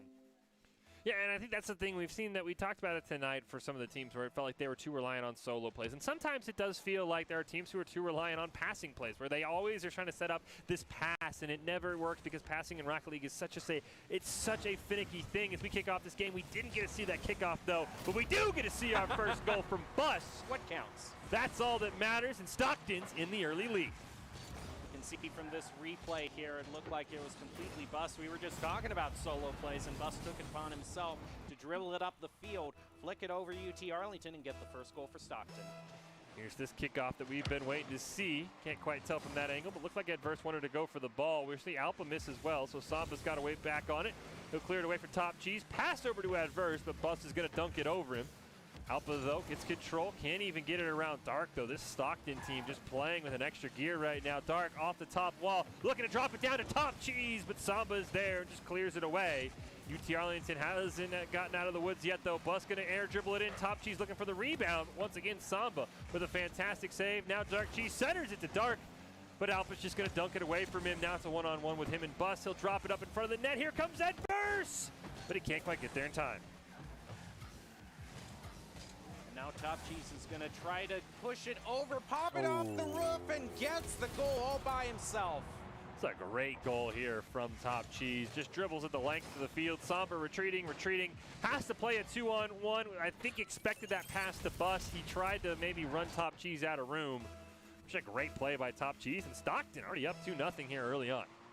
His next kickoff, Adverse gets slightly better of that one, but it's going to get demoed, giving Top here the opportunity to try to get a shot on goal. Bus just a little bit too late there. This team that we haven't seen all night, Stockton, certainly proving why they have made it to the finals, as a great attempt at a dunk there is going to be saved by Alpa. Ooh, Alpa over to Adverse, but Top Cheese breaks that one up. They demo Alpa as well. Pass over to Dark. What a shot, what a pass.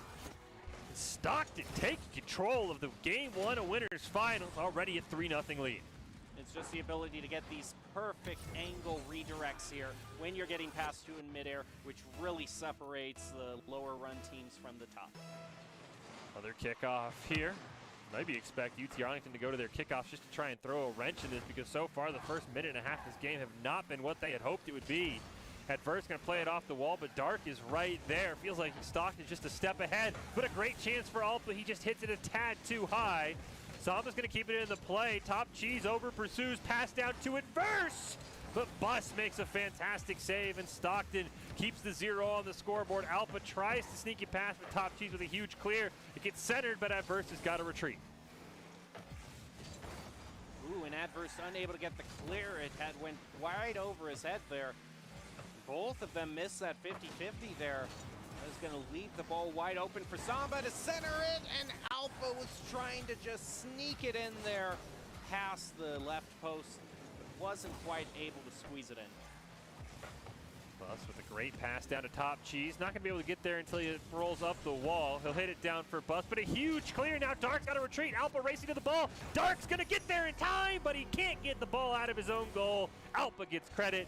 That's the own goal we talked about, but again, if Dark doesn't make that play, it rolls in anyway, so you really can't blame him for that. Yeah, he was already crossing the midfield stripe there and hadn't have any time. He tried to flip back there and go in reverse, but he had just committed too far upfield, and they were able to score on that goal. As Samba is able to take this kickoff, drive it to the corners, now centering up for Alpa, who finds the goal.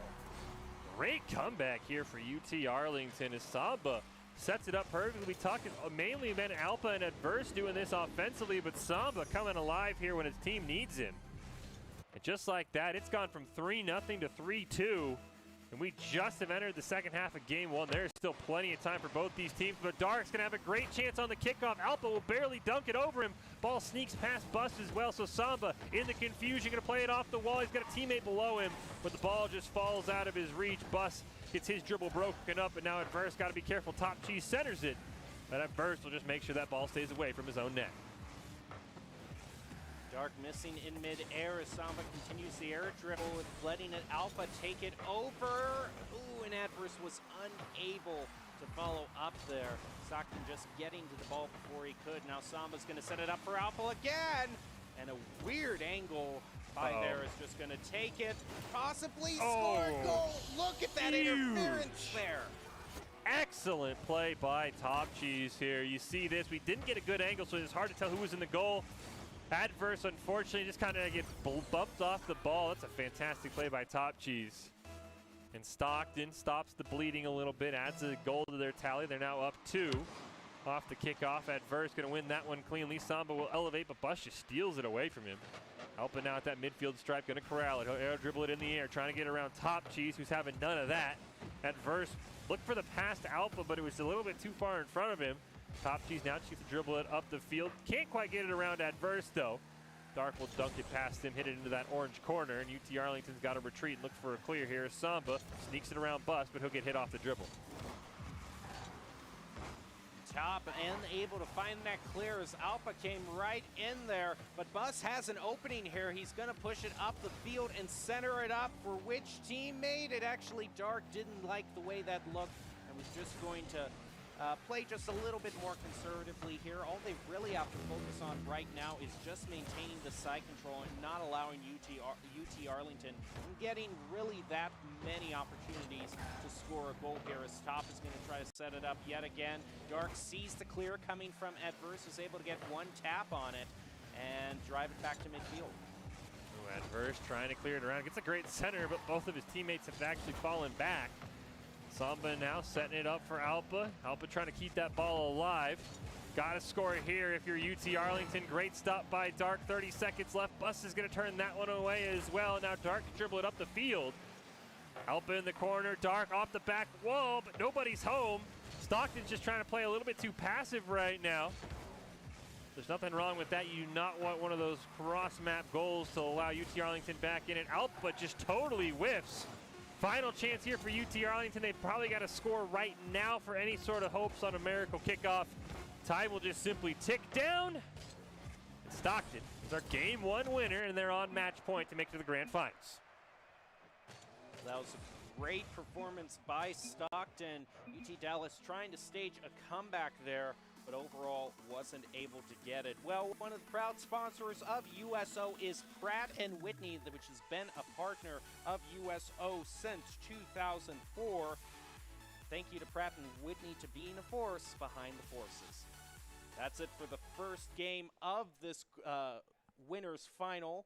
UT, what do you think the path forward is, Fish, going forward for UT Arlington? They tried to stage a comeback, but weren't able to pull it out there. Yeah, I think the biggest thing has got to be, I don't know if they maybe want to try their kickoff strategy again. Didn't really seem like we saw it too many times in that game. And in all honesty, I think UT Arlington played a pretty decent game. It just honestly felt like Stockton was just a slightly faster team, and it felt like Stockton was just always there when they needed to be. And the biggest thing is going to be finding out how to break that Stockton defense, because that's something that I think Stockton did incredibly well. It always felt like there was one member or two members in the goal who could make a save, stop that aerial play from UT Arlington. And we talked about it. You know, sometimes there are teams that rely too much on passing the ball, and it feels like sometimes UT Arlington has fallen into that trap. Let Adverse or let Alpha just make an insane solo air dribble. See how that goes, because Stockton right now is reading those passes incredibly well. First kickoff gets pinched off over to the side. Bus is going to try clear it up, maybe with an air dribble, but it is stopped by Samba, who continues to push it up the field, leaving it for Alpha, who ran into Top there and was unable to get a shot on goal. Side control is going to continue for UT Arlington unless Bus can clear it here. Adverse, not quite able to get to that ball. Oh, great pass from Bus to Top Cheese, but Alpa makes a fantastic save. Alpa now clears it down. Adverse is the only one there. He redirects it perfectly. Oh my goodness, and this is what we've seen from UT Arlington. Alpa down to Adverse, look at this. Barely redirects it so Dark can't get to it. That is a fantastic goal to start game 2. Not even a minute in, and we have had a great play from UT Arlington looking to stage their return to form here. Here comes Alpa toward the goal, just off to the left. Look at Samba with that follow-up, but just again to the left and not going to find that second goal. Samba again trying, but Dark is going to take it away. Alpa looking to center it up. He's got Adverse right below him. Adverse a little bit over pursued that one, so wasn't able to get a great touch. Dark now with a cross-court shot. Top Cheese recenters it, but there's nobody there. Adverse got to take control of this ball. Dark steals it away from him, pops it over Alpa. Samba, last man on defense. Makes a great save, but the ball's still precariously in front of that orange goal. Hits off the crossbar. Great job by Dark to recenter it. Samba looking for a clear. He needs somebody to take Bus out of his way as Bus steals that one. Top Cheese comes racing in. They've hit that upper net so many times. Finally, Samba with a pass down to Adverse. They've got Bus right in front of him. Adverse tried to fake him out. He looked for that centering pass. Alpa just wasn't there in time. But a great job by UT Arlington to hold them scoreless. Here comes Bus, is going to be competing with Adverse here. Bus trying to center it up top, unable to find it as well. Here comes Alpa. Dark stops that clear from going forward. Samba's going to take a go at it now, is able to push it to midfield. Dark hits it back. Now going to go up the wall, down towards top. The ball isn't ready to go in the goal quite yet. Oh, that was a dangerous situation there. If Adverse had gotten there just a little bit beforehand, would have had a shot on an open goal. I thought that's exactly what was going to happen. Bus with a great pass to Top Cheese, but Adverse reads that one. We get a double demo off screen. Make that a triple demo as Adverse also takes out Top Cheese. Dark was the only one there. Nothing really comes of all those demos as everything has respawned. Alpa now going to air dribble it in. Can he set up something for a teammate? Ball's right in front of the net. Dark centers it down. Dangerous place to be, but Adverse can't quite finish it up. Bus now with a long lob to Top Cheese. He recenters it. Alpa just stops the rebound to Tech. Dark one-timer. Samba barely gets a nose on it. Now Adverse wants to dribble it upfield. He's got two members right near the center. Samba plays it around Bus. Bus gets confused, but Adverse can't quite pinch the ball off the wall. There goes Alpa, shot on goal, and crucial save by Dark. Stockton needs to make a play here to tie this up. Ball goes off to the other side, still in midfield. Samba over to Adverse, but interference there by Dark, Bus is going to at least keep the ball somewhat contested for. Double commit there is not what you want to see from Stockton at this point. They need to find their clear, and they're going to do it with Dark, who pushes it up, but it gets deflected by Samba.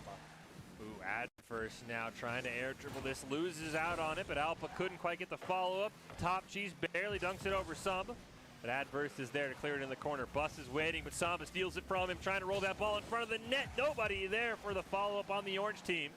And UT Arlington's got to retreat. Alpa gets that ball dribbled over him by Top Cheese. He's looking for a member near the middle of the field, wants to set up a rebound, but Samba makes a great save. Bus looking for another attempt on goal. Dark pops it up. Somebody's got to be there. But Stockton just can't find that rotation. Ooh, and there goes Dark there, keeping the side control for Stockton. But now it's going to be Bus who has to try to get it back with a clear. He's going to be credited with a save toward the goal, and there goes Alpa getting the second goal for UT Arlington. That's what I wanted to see from UT Arlington. Get this solo play. He could have tried to pass to Samba, but instead he takes a fantastic shot. I think Samba ended up hitting somebody out of the way. We didn't get to see it from that angle. But that is huge. A 2-goal lead with a minute feels so much more comfortable. This kickoff is huge. Adverse wins it cleanly. But I think Bus was just barely able to stop that from being a third goal. There's a huge demo onto Alpa. Bus can maybe set something up for his team. Top Cheese shot turned away. They've got to go retreating. Dark with the back pass. Bus wasn't ready for it, though. Now he steals it past Alpa. Top Cheese in the corner. He's got Adverse with him. They set up Bus, but Alpa comes in clutch with a huge clear. Dark, one more attempt. Samba makes a fantastic save. Alpa just bumps Top Cheese out of the way. Adverse does the same thing, and there's 30 seconds left, Jem. And I think Stockton's running out of time, but Bus hits it in! As I almost called their fate, Bus keeps them alive. Wow, look at that incredible pass to Dark and then back to Bus. That is such great coordination, giving Stockton another chance here to end this series here and now. But can they get a goal off the kickoff here? Look at Top with that great cheat there. But is it going to turn into a goal? Bus there toward the goal again. Adverse misses, and the ball's off to the corner. Can they get a center and a follow-up from Top? Ooh, great defense there from Samba, but Stockton is definitely trying to get their goal. Oh, at first, he just wants to clear it there in kill clock mode. Stockton's going to get one more chance. Top Cheese off the roof. It's stopped by Alpha. Racing for the ball. That didn't hit the ground. What a chance here for Bus. Off the back wall. He's got to set up the double tap for a teammate. Dark hits it in. No way! That ball is almost in the back of the net.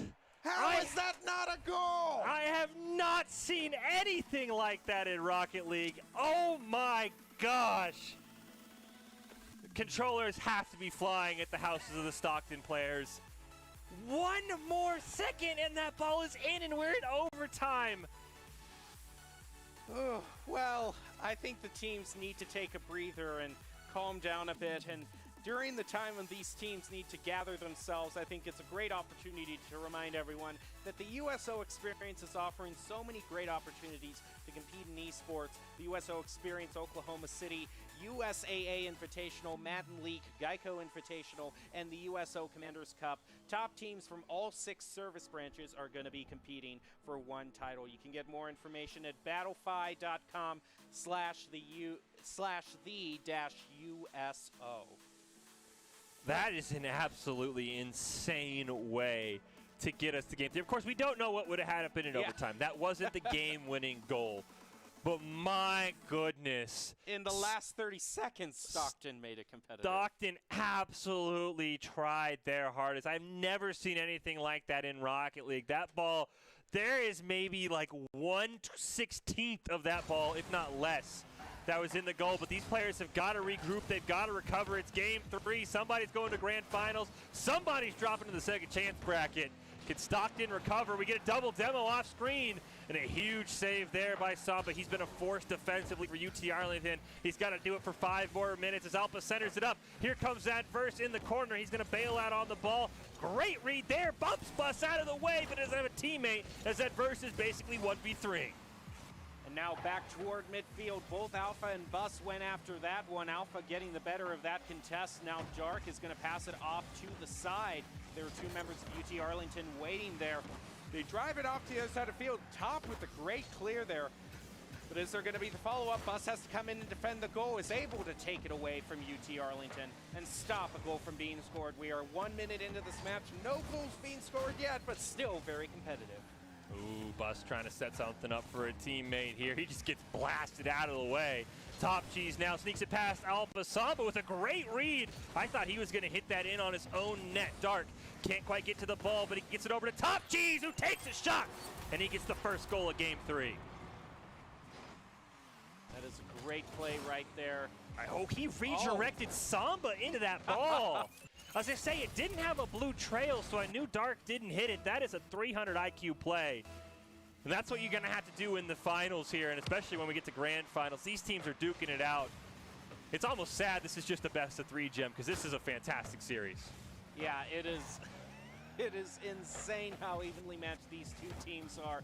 And right now, Dark is going to try to get another goal. Here comes Bus, unable to play around Adverse.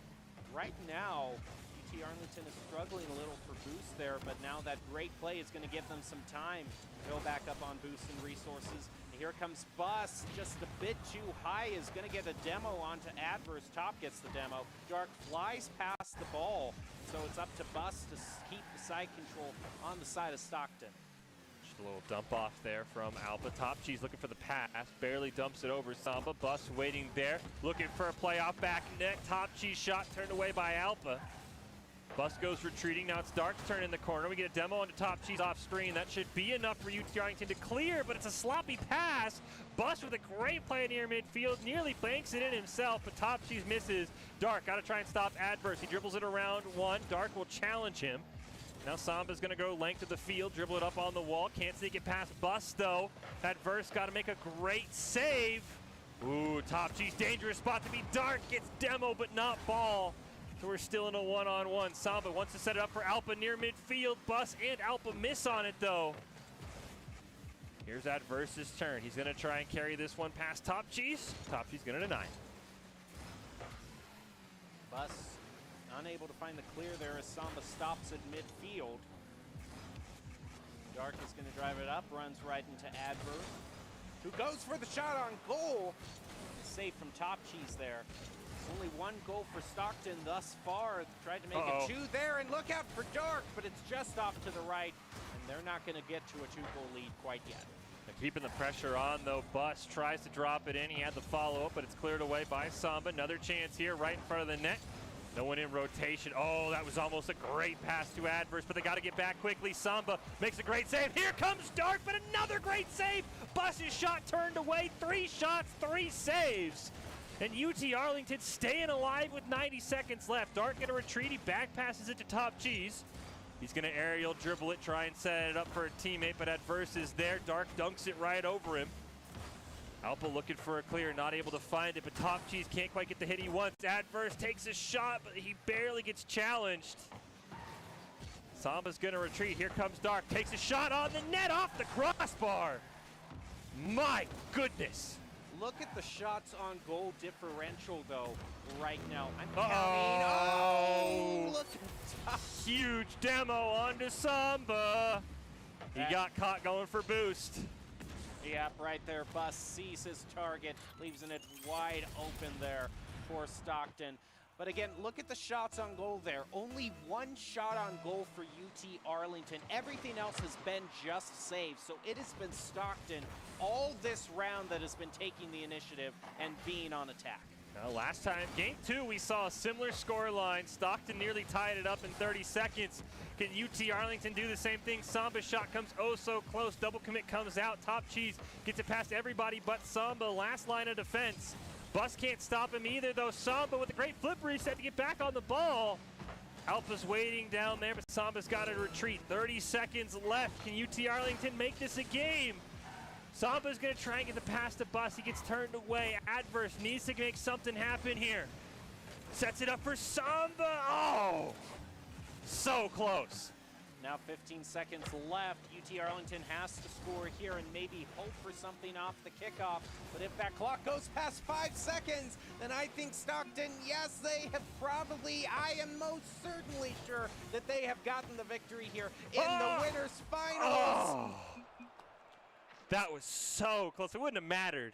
Right. But, I mean, I totally expect to see both these teams right back in this, honestly. I mean, I think UT Arlington played their hearts out. Like I said, I wish this would have been a best of 5 because, my goodness, that was insane. The way Game 2 ended is going to be replaying in everyone's minds for a while. But Stockton, they make it to the grand finals. They now have a double chance in that grand finals if someone does beat them to maybe claim the overall seed. But like I said, both these teams have already qualified. They're both in a good position. Stockton's guaranteed a top 2 seed. UT Arlington guaranteed a top 3 seed. But, my goodness.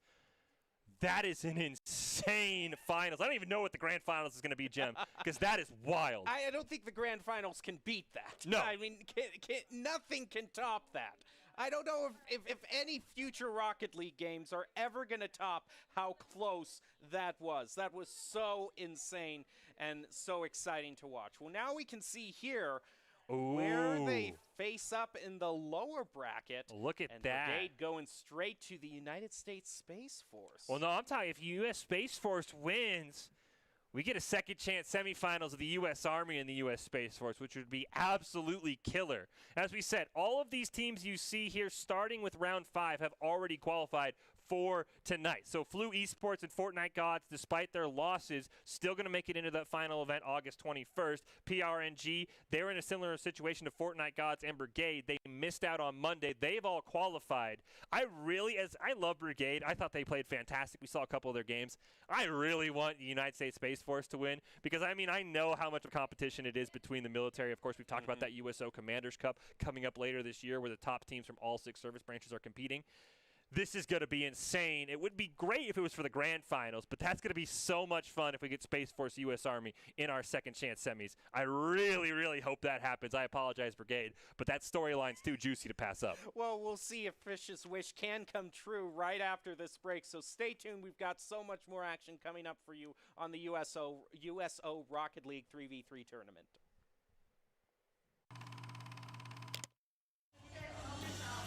I wanted to go on the USO tour here in Alaska because I've actually never been to Alaska, but more importantly, I've never done a USO tour before, and this was an opportunity that I just couldn't pass up. I told everybody on my team I really want to dedicate some time, visit some people and thank them in person, and we just, threw this together, and everybody was very accommodating and made it happen. Here at Allison, it's just been a very warm welcome. I mean, not weather-wise, but people-wise, it's been incredible. Just getting to explore the grounds. I got to see some jets, which were absolutely breathtaking. Just being able to say thank you to the men and women who serve our country in person has just been so incredible. Ladies and gentlemen, let me hear y'all fired up and shouting for Miss Cassidy Cook. So I want to thank you guys for having me. This has been incredible.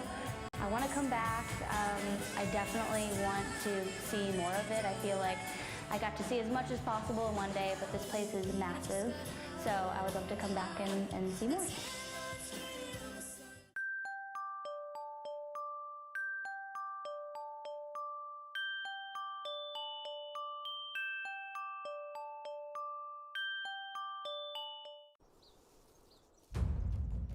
They are the greatest fighting force the world has ever seen.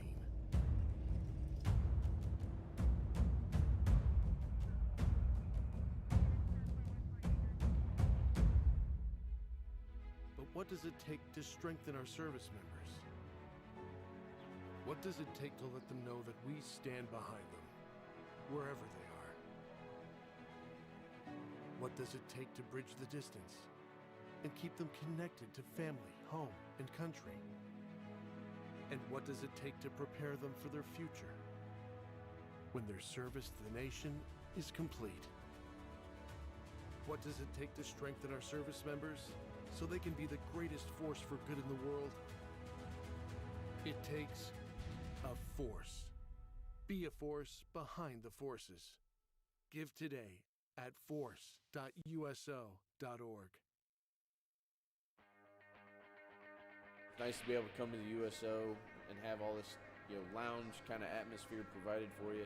We were playing Call of Duty on the zombie mode, basically getting to run our own little zombie apocalypse teams.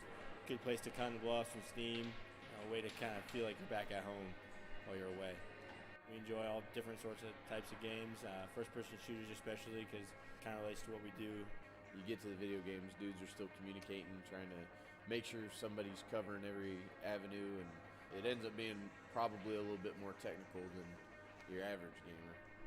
USOs over here are great because they're a great opportunity to get Wi-Fi, get some connection back home. Everything is really great about the USO. I like movies a lot, and they always have movies. They have like pool and darts. I love coming out here when I get the chance, and thanks for bringing everything to us.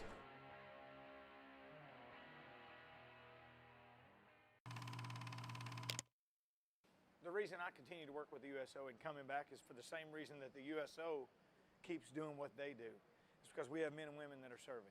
As long as they allow me to be a part of it, and as long as I'm physically able, I'm going to give it everything I can. I've had such a blessed career in the music industry, and that career came after my military career.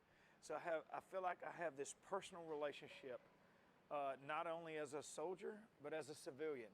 And I want to continue to utilize that relationship to hopefully entertain and communicate with these people that are serving in our armed forces in such a way that they never forget that our country truly does care for them and their service.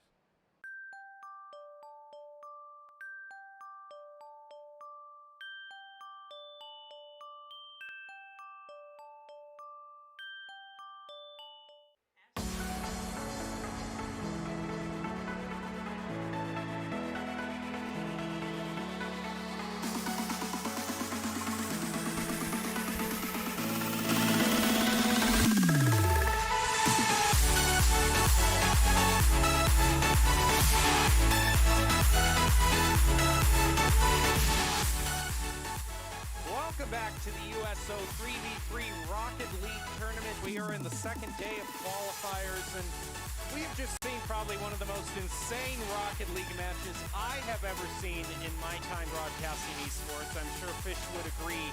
And okay, just need to gather myself again. Okay. We found out what happened in the winners finals. Now we go on to the second chance bracket. And the main question we had leaving into the break last time was what was going to be the face of the U.S. Space Force team.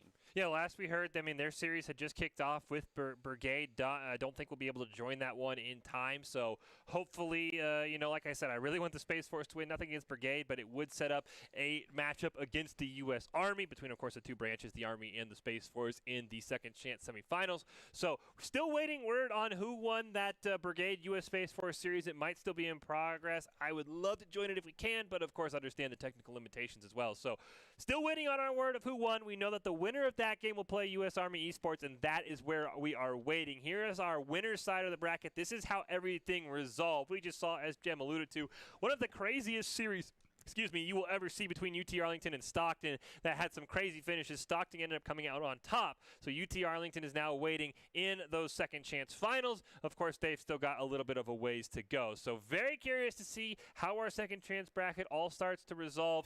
As we can see, hopefully going to make everything, like I said, I want that storyline of Space Force versus U.S. Army, but we're just waiting to see how that Space Force Brigade game is going to end. Well, as a quick refresher on how this tournament is working out, there were 2 days that the qualifiers take place. It took place on August 9th, and today on August 11th, started at 6 p.m. Eastern Standard Time and will run until we are done tonight. Tournament's double elimination with the top 8 teams from each day of qualifiers moving on to the USO Experience Oklahoma City final event happening on August 21st, 2021. It has a prize pool of $5,000, and placement in the qualifiers will determine the seeding for the finals.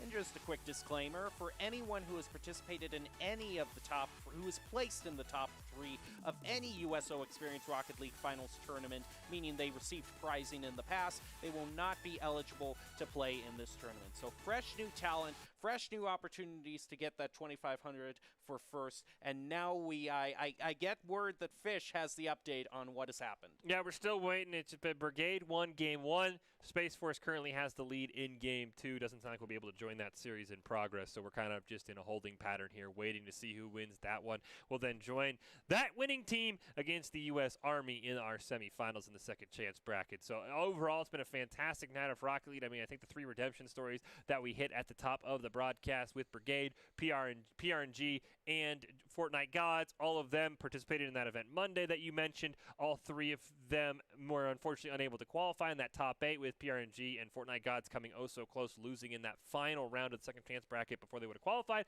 But all 3 of those teams have requalified, and Brigade's making quite a little bit of a run here. They're a few games away from maybe even getting back into that winner side of the bracket. So, like I said, we're just in a holding pattern right now. We're waiting for Brigade and Space Force to finish up, but it sounds like we do have some highlights from earlier on in the night, because we have had a ton of crazy things, especially in our games involving UT Arlington, as this was their game about, I think, winner semis with Brigade, that UT Arlington kind of dominated, but I think at times Brigade came to this game a lot closer than the final score did indicate. Yeah, it really was. If there was kind of a runaway victory in the final score, it's something that happened kind of in the last minute or so. For the vast majority of these matches, it was very competitive. Yeah, and I think this UT Arlington team is a team we've been following for most of the night, just on the side of the bracket that, you know, we were able to keep going with, and whenever the game would start, we were ready for it. So they've been a very talented team, and I mean, I think we saw some very unique strategies from them, especially in this game against Brigade. They had a very, very aggressive and high-risk, high-reward kickoff style that they used almost to perfection, and then as it started to fall apart in Game 2 and Game 3, they were able to move away from it. So this is a team that, honestly, I mean, they're waiting in second chance finals right now because they lost in our winners finals to Stockton. I would not be shocked if we get a rematch here of Stockton and UT Arlington in our grand finals, because, I mean, these teams just seem like they are so incredibly close. But who knows? Maybe Brigade, maybe U.S. Space Force, maybe the U.S. Army Esports, any of those teams have a chance to knock off UT Arlington. Just a matter of time, and you got to play the games. Since we're looking at replays, though, I don't know if production, since we're just kind of killing time here before the next match, we get to the second chance finals. Actually, will be. We're just waiting on the to see how Space Force's matches go. But if we could bring up that replay clip of that incredibly close moment toward the goal, that'd be fine. Doesn't have to happen, but it would be a fun thing just to revisit in between the games here. But overall, what would be your main advice for U.S. Army, who's kind of waiting right now to see how this turns out? As we can see here, I believe we're going to see how close this goal was. Now this is against Brigade, so we'll hopefully this will like they're looking for it. I think for the U.S. Army, the one thing that's got to be is we saw them in our first match of the night. They won their first game, and then they were knocked down into that second chance bracket. And it really just feels like they've got to come up with a more consistent offensive style. I felt like Ethan was doing a lot of things for that team offensively when we saw them. He was making all of these incredible solo plays. He didn't really have that backup from his teammates in BRDB and Nushu that he really needed. So I would love to see, and maybe they've grown with this, is having BRBD and Nushu be the ones who maybe are combining for that offensive pressure, and Ethan maybe sneaks in, or maybe Ethan's waiting at that midfield stripe and makes a great play. But that's the one thing that really impressed me, that the U.S. Army was able to rally and make it into the second chance semifinals where they await the winner of the U.S. Space Force and Brigade. Is it felt one-dimensional on offense, but they've clearly made it work so far. They've won 2 or 3 games in those second chance brackets. Well, we are still waiting on the fate. Last we heard that the Space Force was in the lead for the second game, but again, if they fall at all to the other team, then it will be it won't be that the division matchup the military branch matchup that we were kind of hoping for, but maybe it will happen in the finals. I mean, because both Space Force and Army are moving on to the finals. They still have qualified for the top 8. Yeah, both those teams have qualified for the top 8, so depending on how the seeding does break down in our finals, that could be it. But you see here on the right side, that was Monday's event. Those are relatively in order of how we think the teams are going to qualify. On the left, still a lot to be determined. We know Stockton, who ended up in that top slot, is waiting in the grand finals. Of course, UT Arlington's waiting in those second chance finals. And of course, as we mentioned, it is Brigade, U.S. Army Esports, and the U.S. Space Force that are all waiting there. It looks like U.S. Space Force might have, they're not been included in that list, but they have actually qualified for our event. So maybe we just want to make sure to go back and fix that, because they are still alive in those second chance brackets. So Brigade, U.S. Army, for UT Arlington, and the U.S. Space Force all alive in that second chance, waiting to see who comes out and who gives Stockton a chance, and maybe we get some kind of reset, as it does look like this game is going absolutely insane. It is overtime in Game 2 between Brigade and the U.S. Space Force. It is 5-5, which is absolutely unheard of in Rocket League most of the time. In Game 2, we have gotten word if U.S. Space Force wins, we will join Game 3 in progress. Okay, that's good. So that will be a ton of fun. If not, of course, Brigade would advance. They would play U.S. Army, and we will have the full coverage of that game. So we're waiting on overtime to end between Brigade and U.S. Space Force in Game 2. We'll either find the conclusion of that series and take it live, or we'll grab Brigade and the U.S. Army in the second chance semifinals. We're waiting for everything to resolve. Which it really is no telling how long overtime can last. No. We have had games that have basically been double length because overtime has been 4 to 5 minutes, and it's a completely new game. Yeah, we had an overtime game today that ended basically right off the kickoff as well. So, I mean, who knows how long, like I said, we're going to be in this sort of holding pattern waiting on this game to wrap up. I'm really hoping we get a Game 3, because it sounds like these teams are going absolutely crazy. So, overtime right now, 5-5 between the U.S. Space Force and Brigade.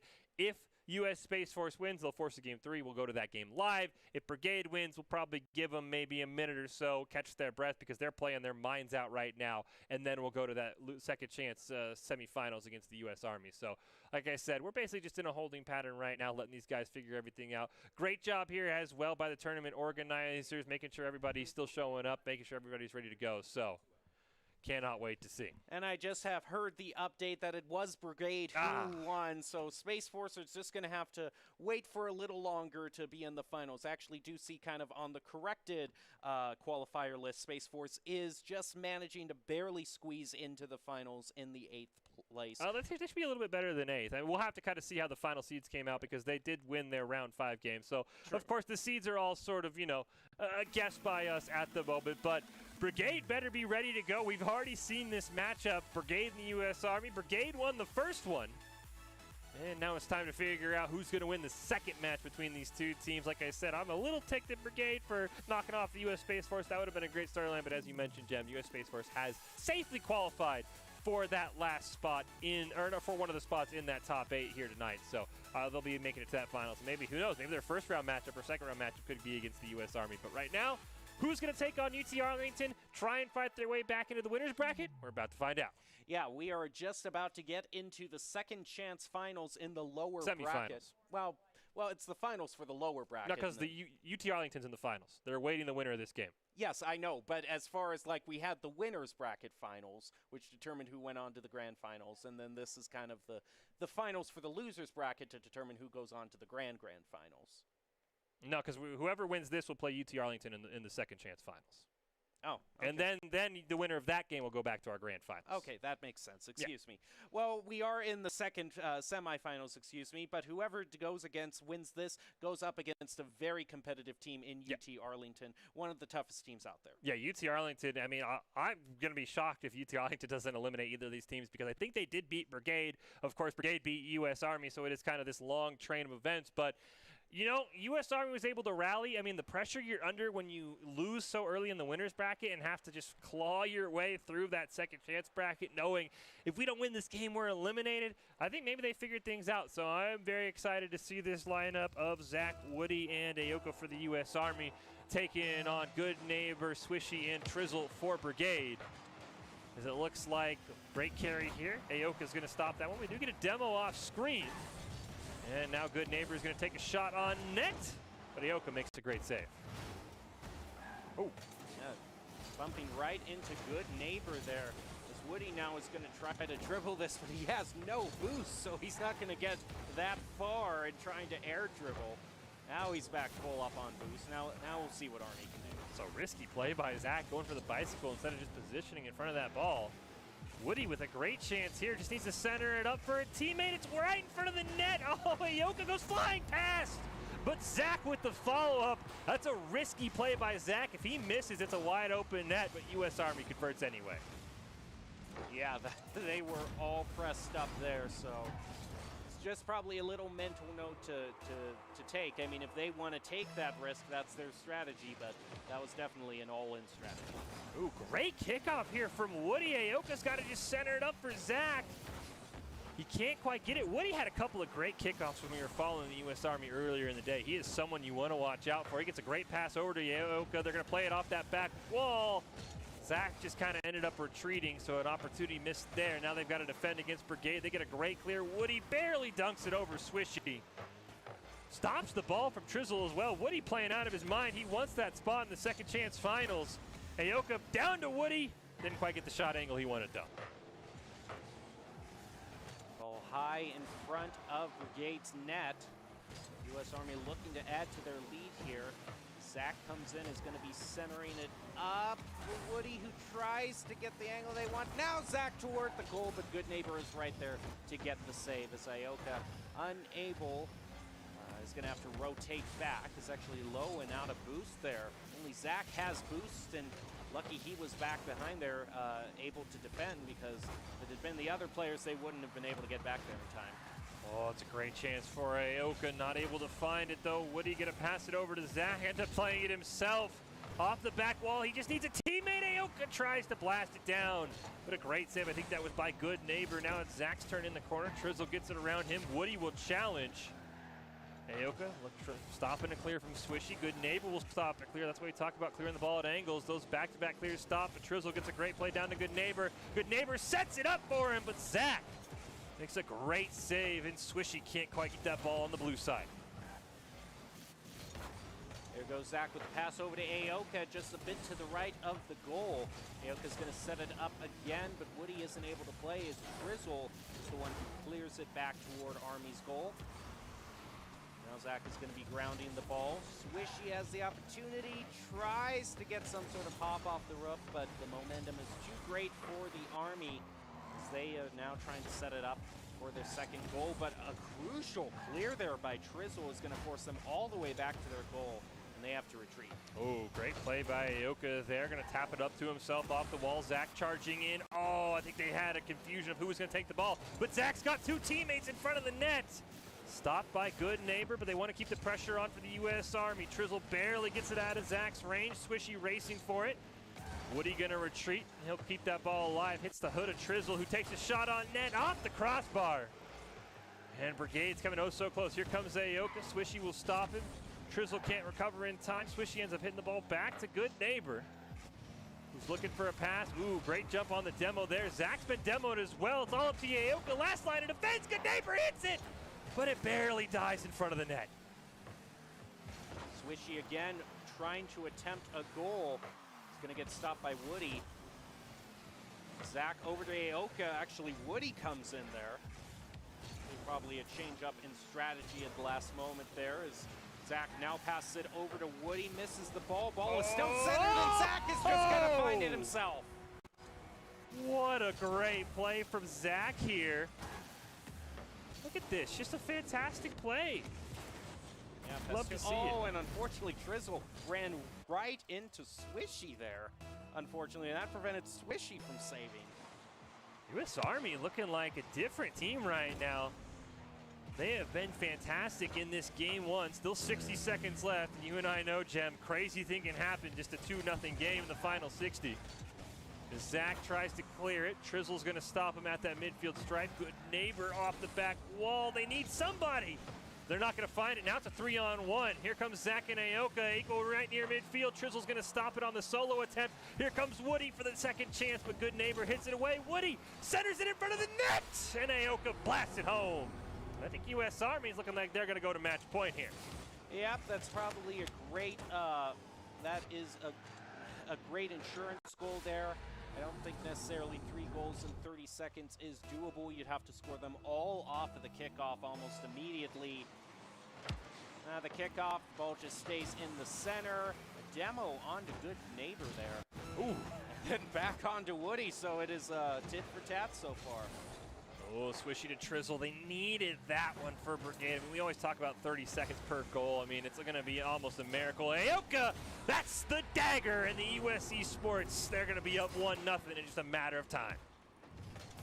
Great play here from Aoka is just going to dribble the ball up the field all by themselves, and quite fitting the Grim Reaper appears because that is the end of Brigade's chances of winning this game. I don't think the Grim Reaper is someone who likes to dab a lot, but no, you know. No, that'd be even more insulting, honestly, if he shows up and dabs in your face. That's more a question of psionics for them programming that animation. I mean, it's very BM, honestly. Like, the Grim Reaper shows up and dabs on you right as he's about to put the dagger in your heart. Yeah. Overall, I remember the first time I saw that, we were like in the production room, and one of the people capturing the replay just went, "Did that Grim Reaper just dab?"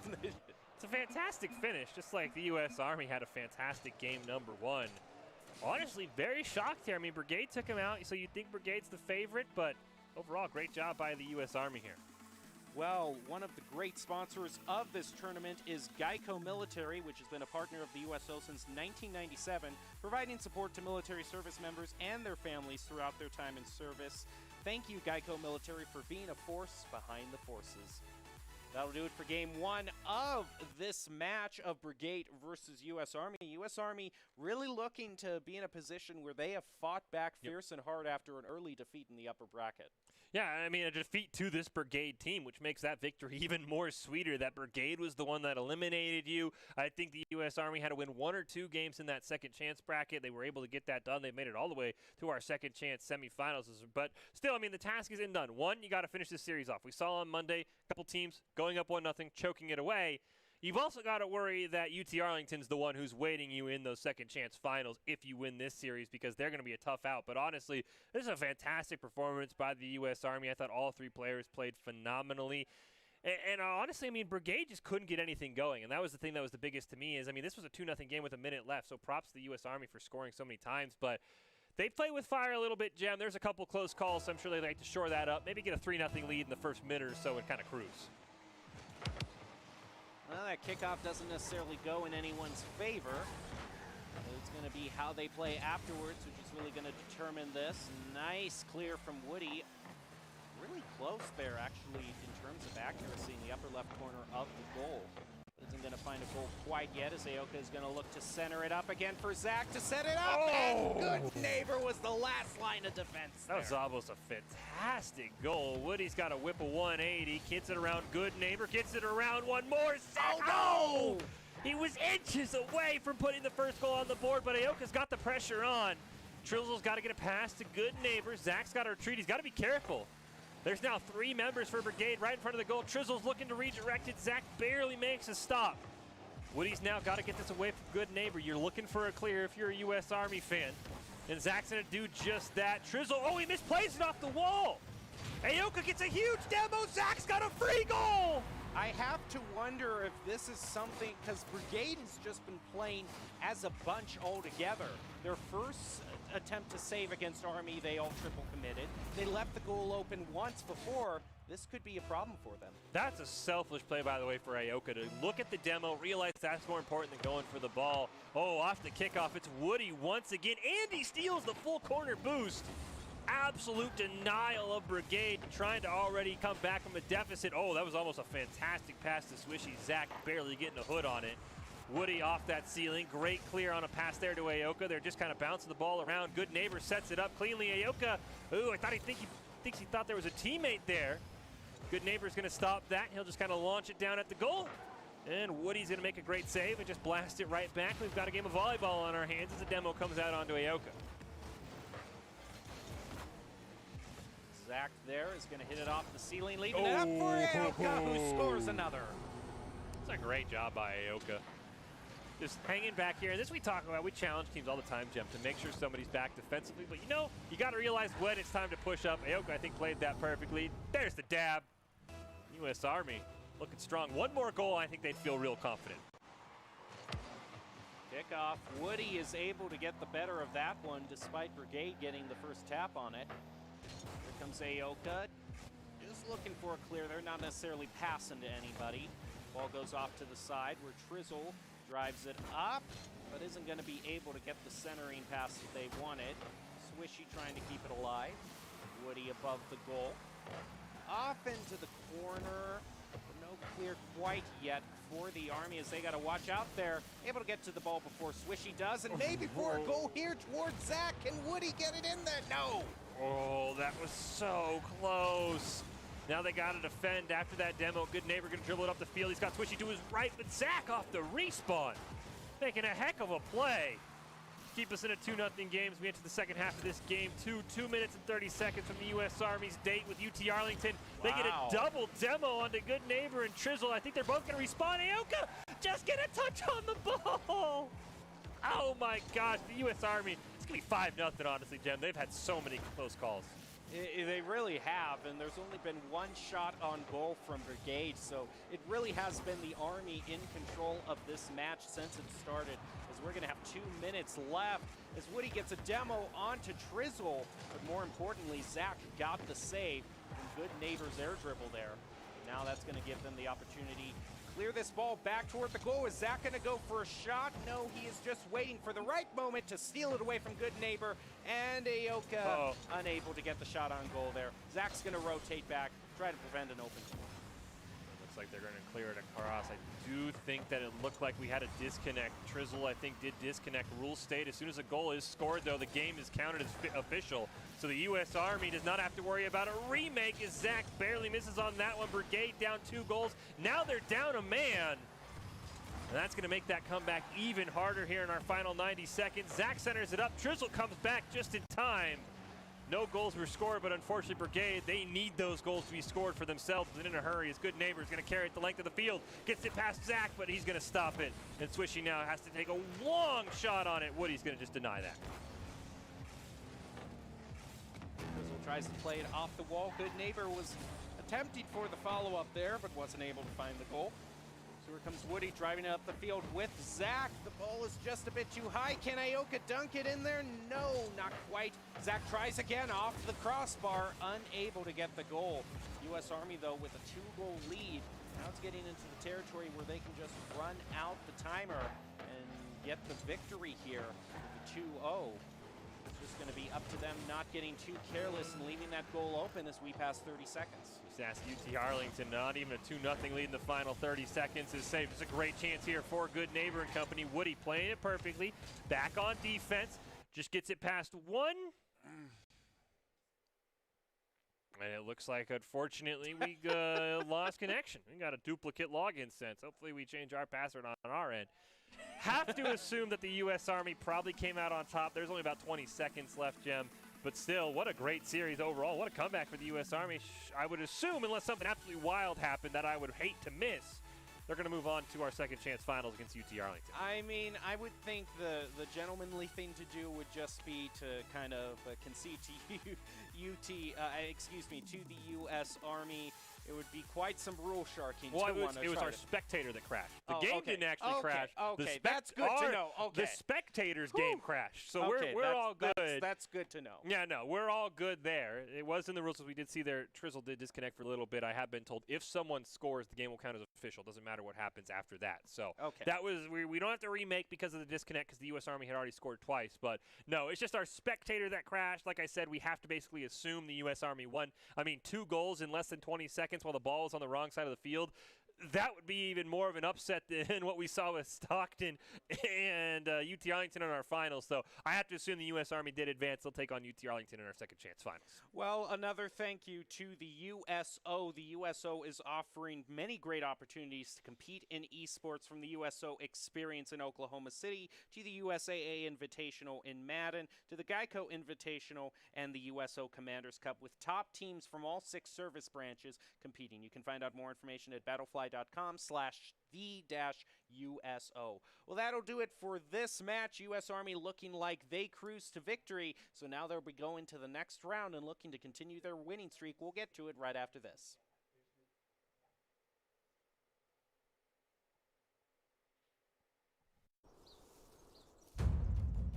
They are the greatest fighting force the world has ever seen.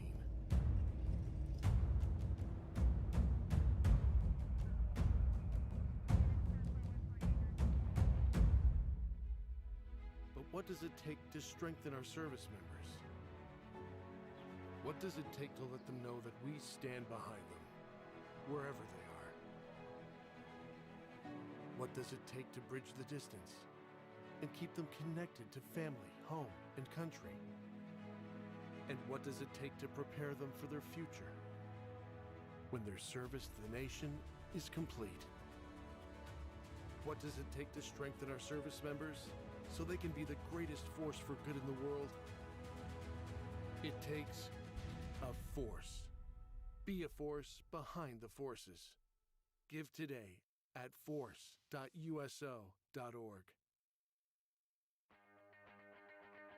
Nice to be able to come to the USO and have all this, lounge kind of atmosphere provided for you. We were playing Call of Duty on the zombie mode, basically getting to run our own little zombie apocalypse teams. Good place to kind of blow off some steam, a way to kind of feel like you're back at home while you're away. We enjoy all different sorts of types of games, first-person shooters especially, because it kind of relates to what we do. You get to the video games, dudes are still communicating, trying to make sure somebody's covering every avenue, and it ends up being probably a little bit more technical than your average gamer. USOs over here are great because they're a great opportunity to get Wi-Fi, get some connection back home. Everything is really great about the USO. I like movies a lot, and they always have movies. They have like pool and darts. I love coming out here when I get the chance, and thanks for bringing everything to us.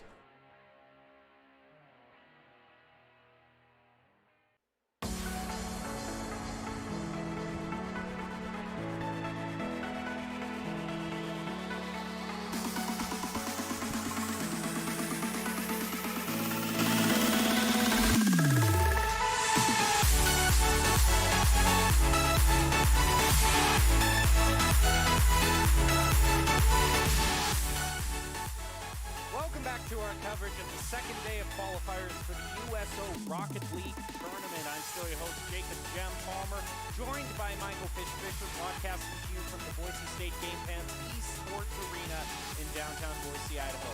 We've just finished watching U.S. Army continue their winning streak in the lower bracket and are going to be looking to pull out a victory here against UT Arlington. So, Fish, these are two teams that have faced each other before, I believe.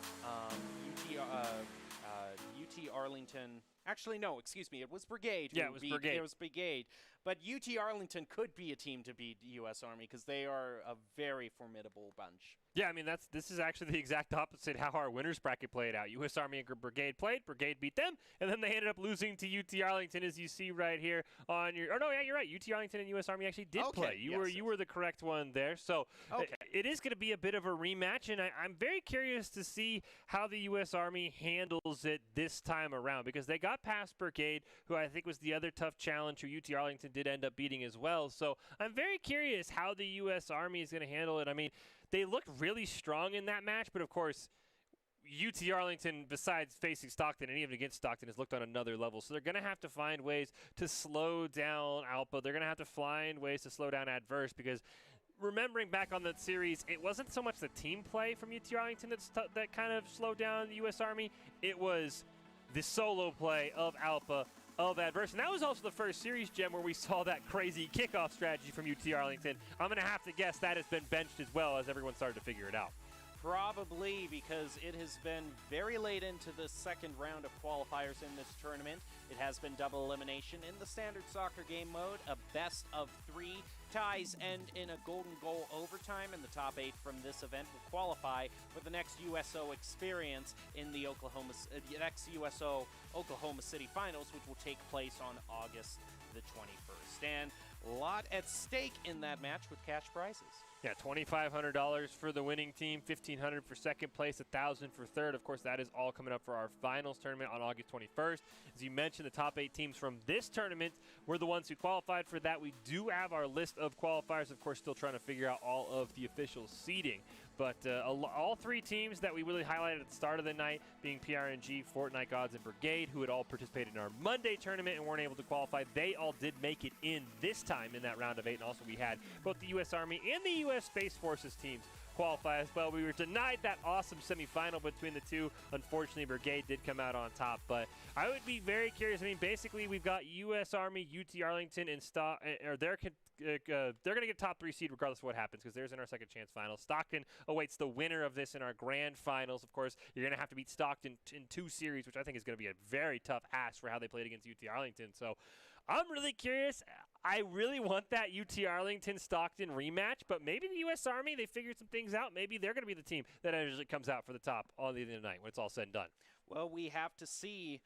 For those teams that are waiting to get into the match, we have Doc's keys to the game. Always good things, always good tips of advice to have a refresher on.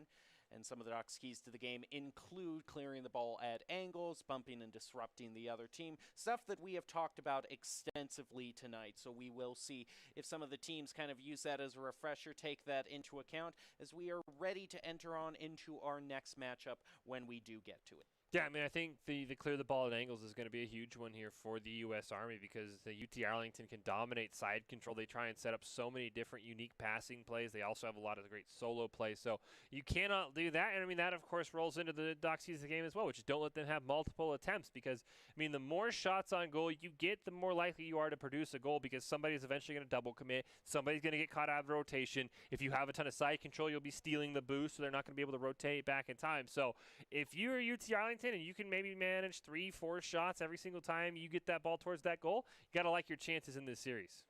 Well, we are going to take a look at some replays and highlights from earlier tonight, just as an overall to see how we got to this certain place tonight. We can see right here the match of Stockton versus UT Arlington, probably one of the closest and most insane matches we've ever seen. Yeah, I mean, this was the game that I think a lot of people, unless something crazier happens in the rest of the night, that a lot of people are going to remember because this was UT Arlington has a 2-0 lead. There's 30 seconds on the clock, and, I mean, you and I are kind of saying, oh, there's no chance they can come back, and they ended up barely missing out on coming back in that one. And we just saw this game, of course, as well with the U.S. Army and Brigade, and I thought the U.S. Army did really a fantastic job. And the one thing that really caught my eye, and I noticed it when they were in their winners bracket as well, is Woody has been phenomenal at kickoffs for U.S. Army Esports. And with UT Arlington, they're probably going to have to get away from their cheesy kickoff strategy of going for a demo because I would assume the U.S. Army would be ready for it the second time they see this team. I think Woody might really have a great chance to shine because in our matches where UT Arlington's gone away from that kickoff style, they've struggled to win kickoffs, Jem. So I think Woody might kind of be the shining star for U.S. Army in this next series if they end up coming out on top. Right, and this was the place here that we saw in the last match of Brigade versus U.S. Army, which really seemed to come alive and just really pulled ahead with amazing wins. It seemed like Brigade, especially at the very end, there was just double committing a little bit too much, not quite working as much as a team that Army was. Yeah, I mean, that was the one thing that you're totally right about, but I think UT Arlington, they played very well as a team. UT Arlington's just kind of been chilling, of course. They lost in our winners final, so they get automatically advanced into the second chance final. So they just kind of been waiting back. I'm sure they've been doing their time to scout. I would not shock me at all if they watched that entire semifinal matchup here. So they probably know what to expect from the U.S. Army, and I think that, well, it sounds like okay. never mind. For whatever reason, Arlington unable to participate, so we're going to just put the U.S. Army in the grand finals. Wow. They get a bye past them. So I was right. You were. In a very weird sense of things, yes, you were right. In a twist of an event that would only ever fit an M. Night Shyamalan movie, you are correct, Jem. The U.S. Army, they're going to make it to the grand finals against Stockton, and oh, man, that's a tough one. I'm very excited to see what happens. I got to like Stockton's chances. It's always hard to beat a team twice, honestly, and that's, I think, the biggest thing going in Stockton's favor. Well, one thing that can help the U.S. Army is Doc's keys to the game in Rocket League, and that's not to let the other team have multiple attempts. Clear the ball at angles, steal boost, and bump and demo to disrupt the other team. Those are Doc's keys to the game, brought to you by Pratt & Whitney. Pratt & Whitney has been a proud supporter of the USO since 2004. Thank you, Pratt & Whitney, for being a force behind the forces. And, I mean, those are going to be, I think, paramount for the U.S. Army, because when we saw Stockton, we only saw them in our winners finals. I mean, that combination of Top Cheese, Dark, and Bust, they absolutely felt like they were a step ahead of UT Arlington, and UT Arlington felt like one of the fastest teams I've seen all night. So, I mean, they're going to be very hard to score on if you're the U.S. Army. You're going to have to get very, very creative, because they stifled even UT Arlington. And so it's going to be a tough test. But, I mean, I think the U.S. Army definitely has the ability to do it. They've made quite this run here in the second chance bracket after being knocked down by UT Arlington. So, I'm not going to say that this series is just a guarantee for Stockton. I'm feeling a 2-1 win for Stockton in the first game. I don't think the U.S. Army is going to have the horses to be able to take down Stockton and force a second series. But, I mean, what do I know? I mean, these teams have been playing out of their mind all night. Of course, they all know, look, we've qualified for that next event. The U.S. Army and Stockton actually guaranteed top 2 seeds for that event, which is huge for both those teams. So, really, whoever wins, that's just cherry on top for tonight's performances. Well, we are getting ready to head into tonight's grand finals. As a quick refresher, Stockton only has to win 1 game since U.S. Army is coming from the lower bracket. They are going to have to win 2 games in a row if they want to be declared the victors tonight. But both of these teams have the satisfaction of knowing that they will be moving on to the grand final events. All that they have to worry about now is seeding, which it can make a difference determining where you're going to be placed in the seeding, kind of having an earlier, easier quote-unquote matchup earlier in kind of the semifinals. Yeah, I mean, a higher seed always sets you up to maybe, I mean, as we said, the weaker teams. I mean, all of these teams are top 8 from bigger tournaments, so there's not always that huge advantage, but you're totally right. You get that early advantage. I would assume maybe even get to pick your side, though, in Rocket League. I mean, there's not much of a difference between blue and orange, so besides just maybe personal preference and which car you think looks better that you've designed. So, no, I totally agree with you. Both these teams are guaranteed top 2 seeds regardless of this goes. As you mentioned, Stockton's only got to win the 1 series because they are on the winner's side of the bracket. U.S. Army's got to win a best of 3 and then reset and then win another best of 3, which is always a tough ask, but it's been done before. I'm very excited to see how this is going to go. Well, we will get into this final game as soon as we can. It's going to be U.S. Army versus Stockton. Of course, U.S. Army, it would be the ultimate redemption story for them if they could have fought their way all the way through the lower bracket. But here we go. Grand finals for the second night of qualifiers. U.S. Army Esports versus Stockton. Waiting for all of them to load into the lobby, and then we will go with what I think will be a pretty exciting game, especially since U.S. Army in their past match, the last time we saw them, they were running up incredible goal leads. It wasn't really a close game. Yeah, no, U.S. Army has come alive in this second chance bracket. Now they've made it to our grand finals here against Stockton. And I mean, as we mentioned, we do have a little bit of a Boise State tie into this. The U.S. Army Juice, who's been here for a couple of the Idaho Army National Guard casts with us, and someone that I've cast with. He's actually the manager for this U.S. Army Esports team. So kind of got that rooting interest myself personally for U.S. Army Esports, because Juice is a fantastic guy. So really hoping he's able to have his squad come out on top and get that #1 overall seed. From this night, of course, they'll be tied alongside the team from Monday, who also came out on top. But it's just, anytime you have double elimination set up, it always obviously favors the team coming from the winner's bracket, because, of course, they won every single game. It's going to be so hard. But, I mean, the fact that it's best of threes is the one thing. I always talk about best of threes are kind of tricky, Jim. I think the one thing that benefits both the U.S. Army is they only have to win 2 games and then 2 more. If it's like a best of 5, could you imagine playing 10 straight games? That's the part where it gets kind of tricky. So the fact it's only best of 3, not going to say it favors the U.S. Army, but it definitely helps their upset chances if we get to the reset. Well, let's get into this grand final first game. And it looks like the rain has finally let up in the virtual arena. It is nice and sunny, and I would have it no other way for these grand finals. So, no, we're having disconnects, unfortunately. Okay. We're having disconnects. It's actually sounding like we saw our spectator had that duplicate login event happen. It sounded like, from reading the chat, that has been happening to some of the players all night. It sounded like Stockton said that's what actually happened to Bust. That's why he just disconnected. They said Top Cheese has been having it all night as well. So very, very interesting. As we said, it's always unfortunate, but it is in the rules. If a team scores before anyone disconnects, the game is counted as official. We will not remake. We will not do anything. We will just play on. Which makes a kickoff, kind of a goal kickoff, even more important. Yeah, because if someone scores and then they disconnect, the game's official. So, of course, you're never wanting that to happen. It always is a very unfortunate thing. Sounds like there's some weird things happening on everybody's end. So it does sound like, luckily enough, our spectators isn't trying to be hacked, which is always a benefit in itself, that they're not trying to have their account hacked. Well, we were talking during the break, it would be the worst time to try to it's like infiltrate we got someone's account, because you're doing it right on camera. But yeah, I mean that just adds it's like a weird thing we have to watch out for, you know.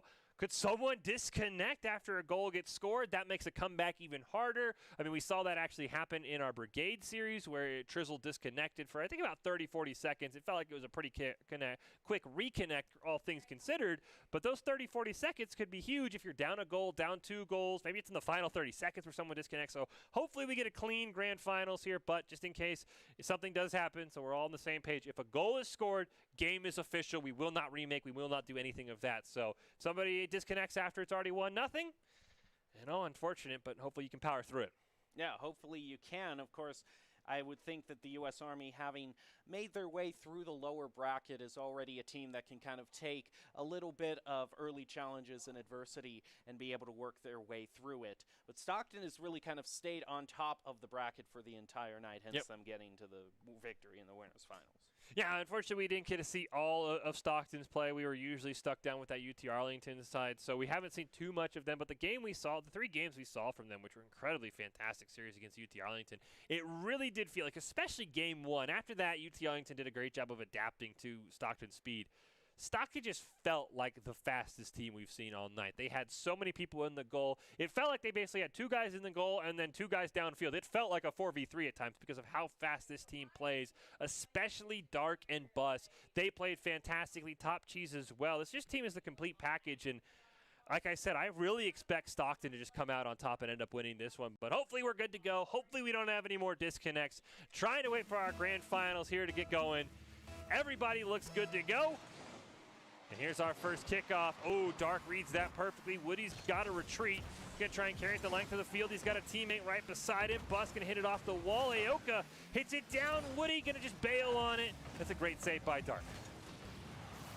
Now look out, Woody. Pass to Zach, who scores the goal right off the bat. And I have to say, even all 3 members played a role, because you can see that demo there taking one of the members away from Stockton. Yeah, that member might have been able to get back in time. As you said, all 3 players on the U.S. Army playing spectacularly here. First goal, like I said, I didn't expect this. Great kickoff there for Bus. Top Cheese going to try and set this up. He wants to take it himself over 2 members, but he barely misses. That would have been an insane solo goal. Bus going to keep it alive.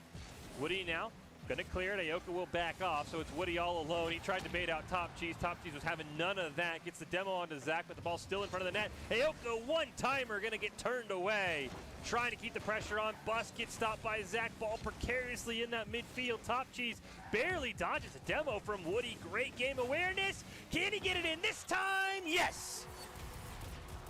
Well, Stockton is not going to be counted out in this final. That is some great play around. Zach was the lead. Aoka missed there. Zach just wasn't quite at the right angle. That makes the equalizer go through for Stockton. Now the next kickoff, kind of in the center. Top is going to wait for it to ground and then drive it all the way over to U.S. Army's goal. Look at Bus there with a great shot on goal, just a little bit to the left. U.S. Army, I don't think they would have been in the position to save that. Look at Bus being so quick. You were really right, Trish. This Stockton team can move so fast. So their speed, I mean, even with the U.S. Army, it just feels like a little bit unmatched. But I think the U.S. Army's done a great job in this first minute and a half, applying a ton of pressure. Aoka can't quite get it around Bus. Woody up on that wall. He's looking for the rebound. Bus is right there. Barely gets it around to Zach as well. Aoka's going to keep this one alive. Great side control, but a demo comes out onto Woody. Aoka trying to dribble it in. He bumps somebody out of the way. Here comes Zach. What a play for the U.S. Army. And it's a great moment, especially with all these demos flying around here. Didn't quite come into play that time, but one of their members had just respawned and probably didn't have a lot of boost to be able to get to the place where they needed to be. So now 3 minutes, 25 seconds left in this game. Top is going to get the better of that kickoff, but Woody is waiting. Look at Top pushing it toward the goal. If that was to the right just a little bit, that would have probably gone in. Top Cheese trying to center it up for a teammate. Ball kind of bounces over his hood. All three members of Stockton actually in that corner. Weird place to be, but it's Top Cheese, thanks to the demo from Dark. That's got it in a 2-2 game. And this is just one of those moments where it's just such great skill to be able to tap the ball just like that, to be so perfect, right in the right corner of the goal. Very well done. We've seen a lot of great combo goals, not really from passing, but from bumps and that time a demo. But Aoka, he's going to win it cleanly. Bus barely recovers in time. Nearly a disaster for Stockton off the kickoff. Now Woody's got a chance here. He's got Zach right in front of him. I think they wanted to pinch that ball off each other, but it didn't work as well as they had hoped. Zach, one-timer, not going to be close to the goal, and it gets cleared away deep by Bus. Judging by the fact that Bus didn't have a lot of boost until after he saved that, I would have wagered that he kind of went over to collect the boost, kind of the standard opening play. Noticed out of the corner of his eye that the ball was heading toward the goal and slammed in reverse. And luckily for him, it was just in time for that.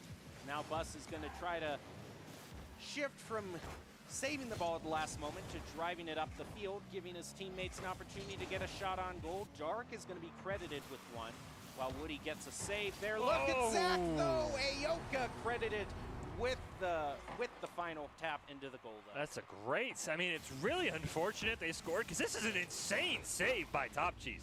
Honestly, that is an insane angle to come flying in from, but as you mentioned, Aoka was there for the perfect follow-up.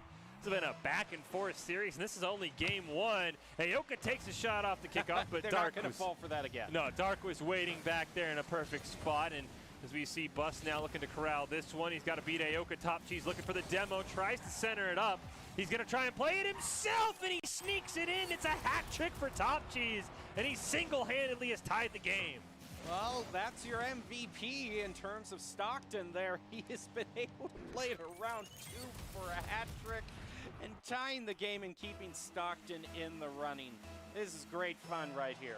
He has all but two shots for the side of Stockton, but Bus is going to add to that total. Oh, great save by Aoka. Top Cheese tries to turn it around. He wants to carry it on net, but he loses his dribble. Aoka with a fantastic save to keep us tied. Right in front of the net, Bus kind of fails on the bicycle there. Top Cheese in that corner. Woody hits it into Aoka. They need a clear. They need to get it away from Top Cheese, in all honesty. Here comes Zach racing in. Can't quite get it past that midfield stripe where Top Cheese is waiting, but he hits it off the crossbar. Almost his fourth goal of this game. Ooh, and look at Zach there trying to get a clear. Isn't going to find it. Dark passing it over. Woody left trying to fight with Top here to get the clear. Bus stopping that clear right at the midfield line. The demo onto Dark. Dark respawns now, but it was all up to Bus there to stop that from going into the goal. Right after Dark respawns, he's able to hit it in the midfield line, but it's not enough to prevent the clear from coming. Dark gets a bit of revenge now, getting a demo of his own. And look at Top trying to drive it to a goal again. Follow up the Bus. They get into the lead. Top Cheese steals that one. I thought he was actually going to unfortunately save it for the U.S. Army. As you see, it's a great air dribble. He gets a double commit coming out. Bus would have scored that, but Top Cheese, he'll steal that one to keep his every goal for the team alive, but there's still plenty of time for the U.S. Army. They've got just under a minute. Great kickoff win, though, by Dark. Aoka's got to retreat. Dark, hits off the crossbar. That could have been the dagger. As Woody's going to center it up. Zach's going to quite miss on the shot. That would have been huge. Bus is going to hit it back to that side. Woody in a 1v2 at least keeps it away from his own net, and the hope's alive. They get the pass to Zach. Is he going to be there in time? No. Top Cheese challenges him on it. Dark now racing down, loses his dribble. 30 seconds left, and the U.S. Army just needs one clean attempt on the goal. They missed the back pass. This is the perfect opportunity. He just missed it. It's Top Cheese. Leaving it up for Dark, and a great shot toward the goal, upper right corner. Now Zach fighting back. The U.S. Army needs a goal here if they want to try to open it for Aoka, but just a miss to the left. And that's going to do it for Stockton, getting the first victory and putting themselves at match point. Who else makes that save in the final 5 seconds for Stockton except Top Cheese? You called it. He is the MVP if they close this series out, Jim. Well, this tournament is sponsored by Pratt & Whitney. Pratt & Whitney have been a supporter of the USO since 2004. A thank you to Pratt & Whitney for being a force behind the forces.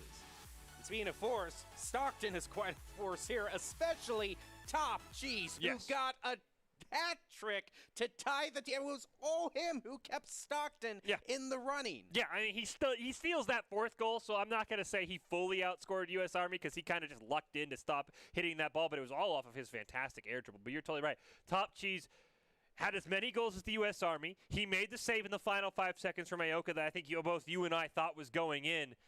Honestly, a phenomenal effort. I mean, we talk about it all the time here. Big-time players make big-time plays in big-time games. And what's a bigger game? I mean, yes, August 21st is going to be a bigger game. Don't get me wrong. But right now at this moment, the grand finals, avoiding overtime, game one, this is the tone setter in a best-of-3. Top Cheese comes alive. I mean, he's already my MVP of the night if they win. If the U.S. Army wins, I'll have to change my opinion. But still, what a performance from Top Cheese and the rest of Stockton. You said it, they're on match point. What can the U.S. Army do? I'd love to see at least a game 3 as we kick off game 2. There's a demo on to Bus, but Dark with a great challenge at midfield.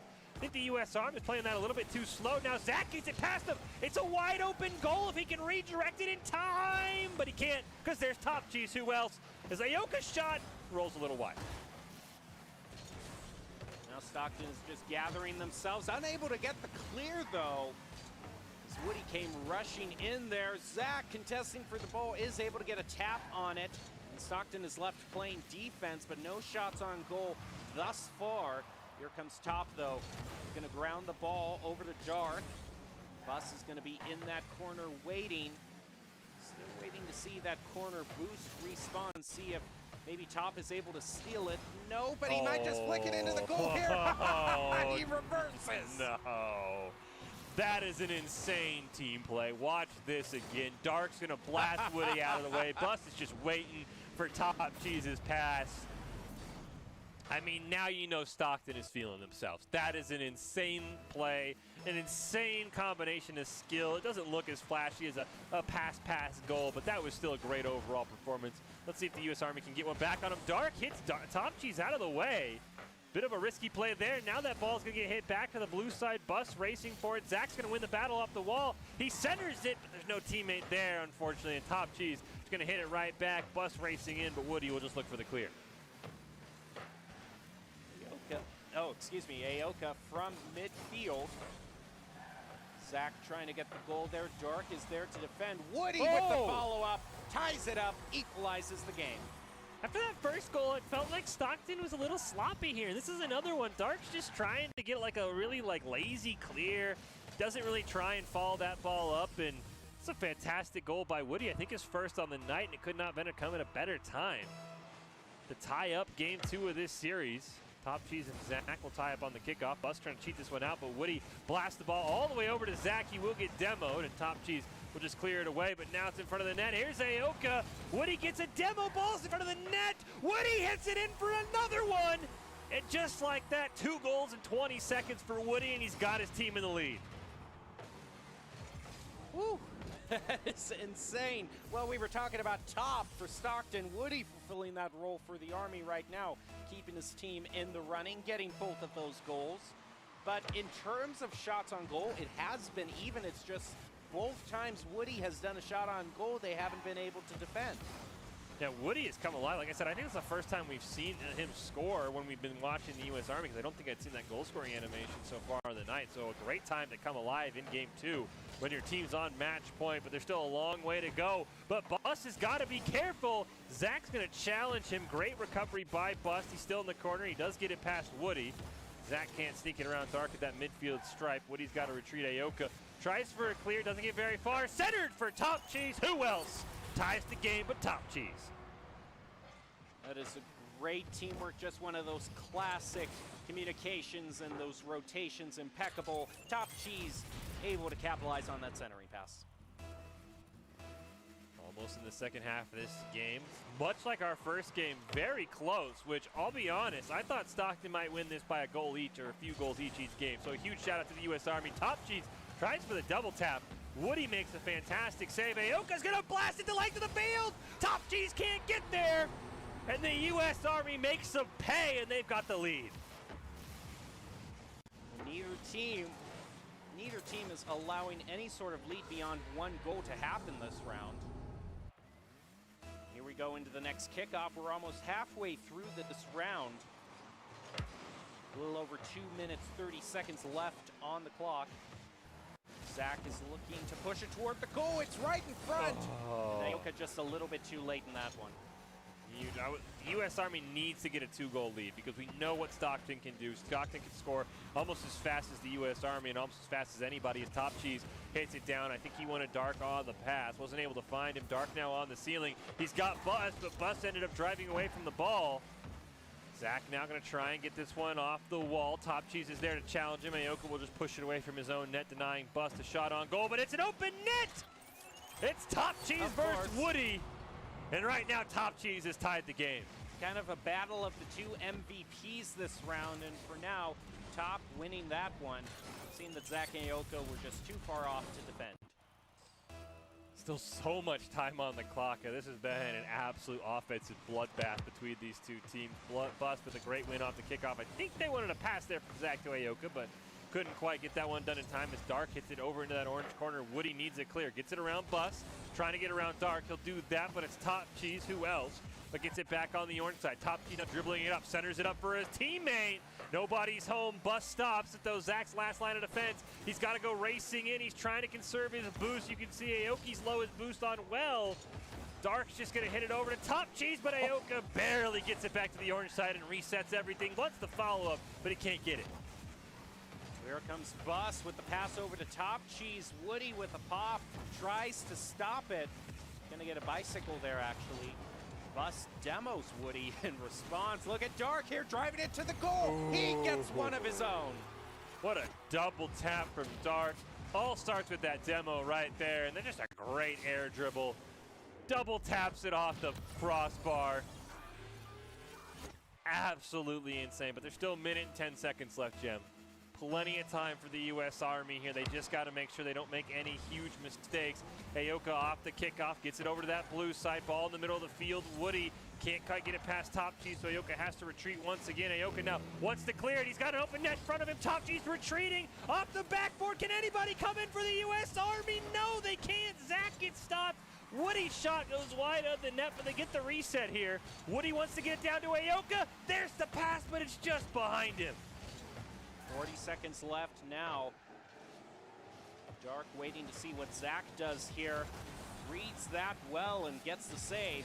Now Bus is going to be looking to pass it over to Dark. Gets stolen from Woody, though. Look at Woody here. Oh, almost with an opportunity to get a goal there. And Top is going to get demoed. Maybe that's the opening that the Army needs, but no, look at Dark there with that dribble. That's insane. He nearly got that ball saved by Bus, too.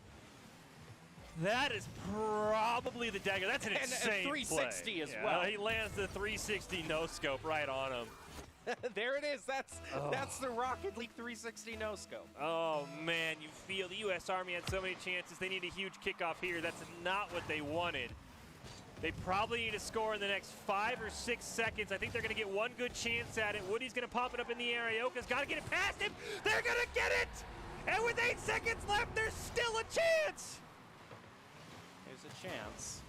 Yes, but it has to be in the next few seconds. They just scored in the 12 seconds. Yes, they did. They did. 8 seconds left. They've got to get a good kickoff. I mean, in Space Force's match that we unfortunately didn't get to see, it went to overtime on 5-5. So we're just going to have to see. As long as that ball stays in the air, the match does not end. It just needs to be grounded by Stockton, and they will have won this.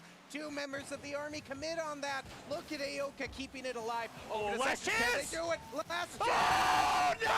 Oh, no! Oh, you weren't a believer, Jeb, and they came so close. They hit the crossbar with 0 seconds on the clock. Huge congratulations to Stockton. You were a non-believer, Jim. Okay, so that Stockton. What is it with Stockton and providing these kinds of games? I know Stockton wins overall at the 2-0. Huge congratulations to them, but my goodness, that game could have not been closer. I've never heard you this out of breath, Fish. I've never seen a 2-goal comeback in 20 seconds missed by that much. I mean, I guess what's Stockton going to do when they get into the finals? Stockton's going to both of their finals, the winners' finals and the grand finals, they found a way to make the game come down to 0 seconds. If Stockton wins everything on August 21st, I'm assuming we'll all just be dead from heart attacks at this point. Probably. Because the way they play their games are absolutely insane. Once again, a huge congratulations to them. Huge congratulations to the U.S. Army. I'll be the first to admit I didn't think this series was going to be close. I thought Stockton was going to run away with it. I'd be like, U.S. Army might get a goal or two. I'm thinking 3-1, 4-1 both times. Absolutely insane performance by the U.S. Army. They had that game tied at 3 in both Game 1 and Game 2. Top Cheese absolutely popped off. I think Bus actually might have made a save at the very end there. But honestly, that was one of the best Rocket League series that I've ever seen that ends in a 2-0. Well, let's take a look at the overall standings to just review who made it to the finals tonight. 8 of the top teams are able to move on, along with the 8 that we saw qualify on Monday. So overall, we know for sure that Stockton is going to be moving on, as well as U.S. Army, and some of the teams that weren't able to get the first time, like PRNG, they're going to go through as well. So it's shaping up to be quite a field for the grand finals when cash comes on. Yeah, it looks like we're just kind of updating the standings as much as we can. Of course, we obviously know the first 3 seeds. We know Stockton is the 1 seed. U.S. Army is going to be the 2 seed, and then UT Arlington, believe should be the 3 seed, but we see the rest of them here. Flu Esports, PRNG, Brigade, and U.S. Space Force all going to be in there as well. And I think the 3 biggest ones, if you exclude Stockton for the most part, because I think the 3 ones that are most impressive to me are Brigade, PRNG, and Fortnite Gods, as you were hinting at, Jim. Those were the 3 teams who failed to qualify Monday. You see the teams on the right on Monday. Fortnite Gods actually lost to Team Shea in the final play-in game. I believe PRNG was in a similar spot. I believe they lost to Gentlemen. So, honestly, just a great comeback for those teams to come back 2 days later, make it into that top 8. But the U.S. Army, we had both nights. We had Untamed Esports make a run. They got second place, but they were taken into the second chance bracket very early on tonight. Same thing happened tonight. U.S. Army gets knocked into the losers bracket, I think, in the second round, make an incredible run. And you really wish that was like a best of 5 or something, because those were some insane games. So now as we kind of wind down the night, do you have anyone? Well, we're just going to go right into the play. It's got to be Top. Yeah, yes, it is. He absolutely deserved it. I think if the U.S. Army ends up winning this overall series, it's probably Woody. But, I mean, Bus and Dark played out of their mind. But Game 1 especially, Top Cheese, he steals that goal right there. So, I mean, that's kind of, a gimme. But he had as many goals as the U.S. Army every time Stockton needed a goal, because they weren't ahead until the very last goal of that game in Game 1.